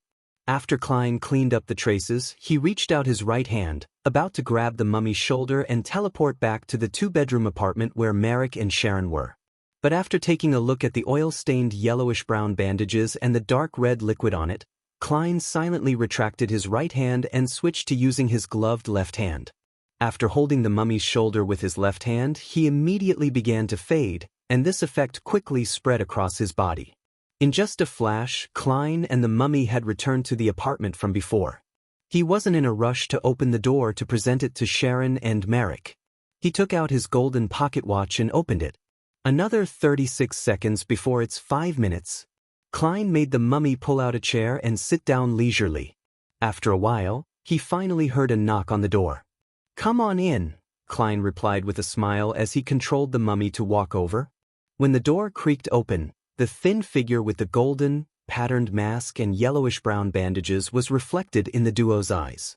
This figure's onyx gems shimmered before it swiftly lay itself down on the ground. Momentarily, Sharon and Marek were at a loss for words. Having already used a wall of spirituality to isolate Azek's copper whistle, Klein dispelled his control over the zombie and pointed at it with a smile. "I'm leaving the rest to you. And that brings the curtain down for my directed play," Klein commented inwardly as he silently took in the sensation of his potion rapidly digesting. This made him believe that it didn't need to take him up until the end of the year to consider the problem of advancing to the level of a demigod. It might be expedited by 2 or even 3 months. Furthermore, with this digestion, The number of marionettes he could control finally rose to 2. The maximum limit reached 200 meters. Faced with enemies with the same level of spirit body as his, gaining initial control of the target and completely converting them into a marionette was respectively reduced to 10 seconds and 150 seconds. The range had also been expanded to 10 meters. You really succeeded? Merrick's eyes stared at the Tutmosis II mummy as he couldn't help but mutter. He could never have imagined that they could succeed. Sherlock Moriarty had managed to successfully steal something 4 demigods and 2 terrifying sealed artifacts were vying for. Furthermore, this gentleman had previously returned empty-handed. Could it be that the mummy had delivered itself? Deep inside Sharon's blue eyes, her emotions were concealed and they were completely calm. She scrutinized the target. After confirming that it was the pharaoh mummy and that it was Tutmosis II, she cast her gaze to Sherlock Moriarty, who was seated with his legs crossed. She opened her mouth slightly before closing them. "Thank you. I'll mail you the corresponding payment." "I'll wish you, all the best in everything," Klein replied sincerely. He then silently had a poignant thought. If Miss Sharon can successfully advance to Sequence 4, it means I'll have an additional demigod-level helper. The saying from the Footaholic Empire is apt: rely on your parents at home, depend on your friends when out. The more demigod-level friends, the merrier. Our tarot club needs to develop more friends and reduce our enemies. However, my enemies seem to be ever increasing. Having thought of that, Klein exhorted them. Be careful of being hunted down. The Tutmosis II mummy had too many of its items in the lone military's possession. It was very simple for them to use Beyonder methods to lock onto it. Klein's paper angel interference was only effective for a limited amount of time. Of course, he believed that Sharon and Merrick were prepared, otherwise, they wouldn't have had thoughts on stealing the pharaoh's mummy. Likewise, he also believed that they could deal with the origins of the gray metal masks and special fireworks. If it's Danitz, he would most likely say, "It didn't cross my mind." Klein did a comparison with a particular hunter failure. Sharon nodded, indicating that she would take note. Then she made the Tutmosis II mummy into her zombie and brought it into the spirit world. "Thank you for your help." Merrick, who stayed behind in the room, exhaled. He composed his surging emotions and bowed at Sherlock Moriarty. Following that, he left the room, removed his disguise, and blended into the crowd in East Borough. During this process, Klein remained sitting in his chair as he silently watched them leave. At some point in time, his figure also vanished. In an apartment near Pritz Harbor, the lone military's golden-eyed demigod entered and said to his partner, the lady in the evening gown, "Nothing for now." That's expected. If he wasn't certain of success, that mysterious person wouldn't have come to steal the Tutmosis II mummy, the lady said in a heavy voice. However, we can relax our investigation scope. Those fireworks, that mask, those clothes, and that taunting bow should lead us to something. She was certain that the Tutmosis II mummy's loss wasn't done by the Two Rose school of thought demigods. If it was part of their plan, there was no need for them to carry out that step only when they were in dire straits. They had almost failed to escape. The golden-eyed demigod nodded and said, "I had a premonition that something would happen, but unfortunately, we didn't work with the churches for this operation. We didn't have enough manpower." He paused and asked, "Have you figured out what method that mysterious person used?" The lady held up the crown of thorns and stabbed a thorn into her neck. As blood trickled down, she shook her head. Perhaps the removing of the soil with the Tutmosis II mummy's bodily fluid is a ritual. This is a very cunning fellow who's good at deceit. Chapter 884. Destined encounter. The golden-eyed demigod from the lone military nodded in agreement. Indeed. It's similar in style to certain fellows from the Intis intelligence agencies. However, just seconds after he took away the soil, the Tutmosis II mummy vanished. It's unlikely that he could complete a ritual in time. The lady looked down at the crown of thorns that was embedded in her neck. Slightly slow to react, she said, "Perhaps he or they had already set up the other steps of the ritual." Once he teleported back, he immediately threw the soil onto the altar, completing the final step. Of course, it's not necessarily a ritual.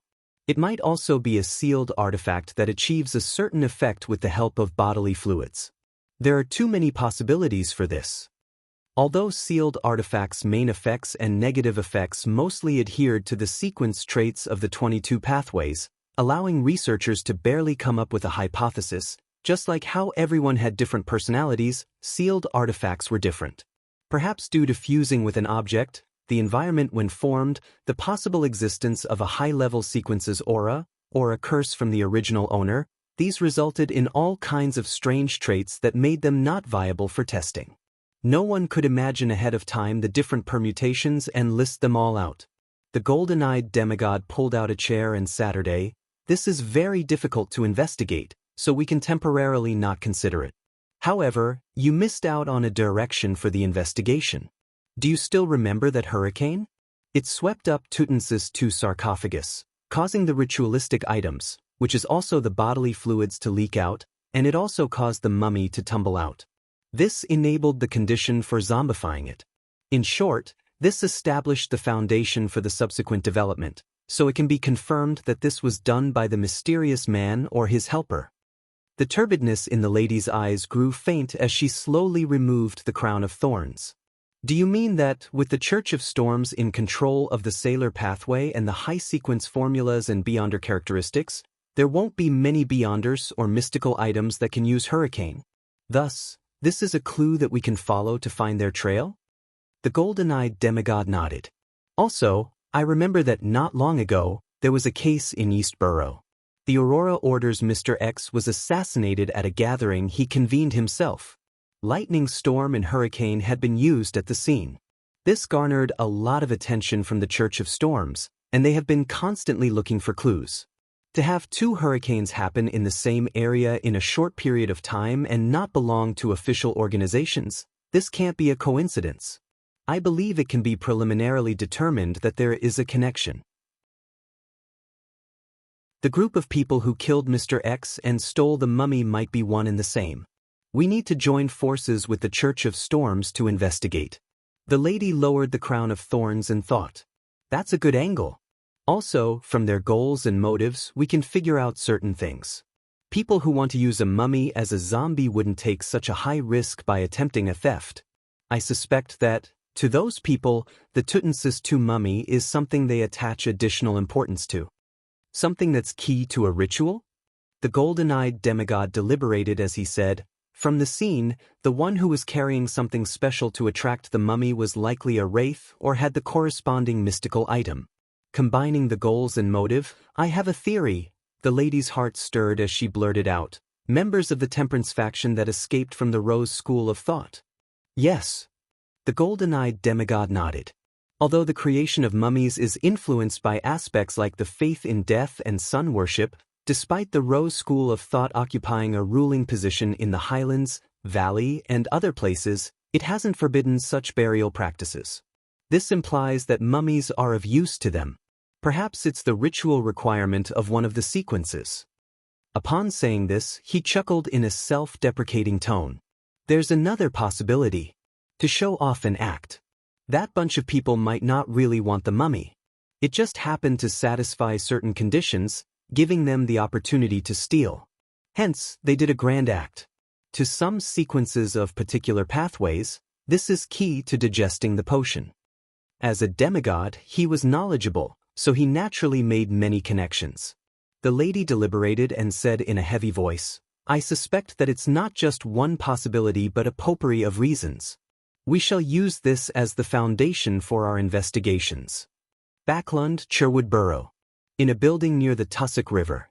The silent one Mimosy sat in front of a square table that had a tablecloth spread across it with golden nails placed on it. It said in a deep voice, Zatwin, who do you think stole the Khedive mummy? Not far behind him, a figure rapidly appeared on a piano bench. This figure wore a black clergyman's robe with a black glove on his left hand. His face was thin, and his skin color was brown. His eyes were recessed like a dried corpse. His mustache hair was black at the root and white outwards. They extended from his mouth all the way to his ear. However, it wasn't thick and was rather short. It appeared rather sparse. Zatwin's eyes were close to his skin color. Despite having the bearing of a priest, he gave off a cold and terrifying feeling. He appeared to be someone who would transform amidst silence. Thinking, he said, there are only a handful of people who yearn for a Khedive mummy and would be willing to take the risk to battle demigods. And here in Backland, there's only Sharon. She has likely received Rionette Tinker's help, otherwise, it's impossible for her to succeed. Mimosi picked up a golden nail covered in dense patterns. After a few seconds of silence, he said, "Who was the one who teleported? It doesn't resemble Gehrman Sparrow. Another helper Sharon hired? Perhaps." Zatwin coughed as his pale face flushed blue. "I believe we need to think of a way to pray to Mother Tree. We should be able to receive a revelation." Mimosi nodded gently and stabbed the golden nail through his bottom lip. Upon seeing this, Zatwin covered his mouth and slowly got up. He staggered down to the first floor in preparation to leave and return to his hideout. On the first floor, he saw a dark environment with shimmering candlelight. The fragrance of food wafted from different directions, filling the air.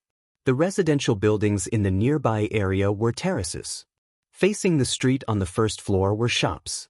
The contact point of the Rose School of Thought was in a restaurant which mainly served Southern Continent cuisine. As he had suffered quite serious injuries in the operation, Zatwin didn't wish to maintain his state as an evil spirit. It was too great a burden on the injured him. Therefore, he had changed into a black clergyman's robe as he hobbled to the entrance. At this moment, a customer walked into the restaurant. This customer wore a black formal suit with black pants and leather shoes. He had a pair of black eyes and a thin face.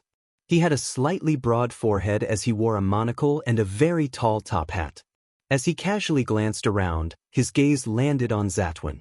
Upon seeing the black glove Zatwin was wearing on his left hand, the ends of the customer's mouth curled slightly. He shook his head with a smile, seemingly a little disappointed. Then he entered the restaurant, brushing past Zatwin, who had stared back with a maleficent look. Zatwin didn't pay too much attention as he walked out and reached the streets. Under the illumination of the street lamps, the night's cool breeze blew at him, causing the Rose School of Thought demigod to suddenly tremble. Zatwin knew that this was a result of his spiritual perception being triggered. With his heart tightening, he immediately looked down at his hands, surprised to realize that the black glove on his left hand was gone. Gone. As a demigod, Zatwin didn't know when the sealed artifact on his hand disappeared. He quickly turned around and looked into the restaurant as the image of the man from before suddenly surfaced in his mind. Soon, he locked onto the target's aura and found that he was still inside the restaurant. The man had even called out to the waiter to bring him a menu. Zatwin originally had thoughts of using Mirror Blink to possess the man. But for some unknown reason, his hands shook involuntarily. In an indescribable manner, he believed that a dangerous and terrifying enemy hid in his surroundings. Just as this thought flashed past his mind, Zatwin subconsciously took a step to the side, walking to the end of the street as though nothing had happened. In an apartment in Sherwood Borough, Furs was reading the latest issue of Ladies' Aesthetic when she suddenly heard a key turn and the sound of the door opening. "Why are you so late today?" She looked towards the door where Zio stood. Zio ruffled her short blonde hair and said, "When I was almost home, I saw a meet-up mark from MI9. It was urgent." "What happened this time?" With piqued interest, Furs lowered the magazine in her hand. A continuation of Mr. X's assassination. Zio bent down to switch to her home slippers and said in passing. The look on Furs's face froze as her eyes darted about slightly. "Any clues?" "Not really. Back then, a hurricane at the demigod level appeared. It's not common outside the Church of Storms, and just earlier tonight, there was a small-scale hurricane attack at the dock at Pritz Harbor. A pharaoh mummy was stolen away in the chaos," Zio explained simply. MI9 suspect that the two cases were done by the same group of people, so they are pressing informants like us to work harder at gathering intel and finding clues. My Laymanos travel still has a hurricane.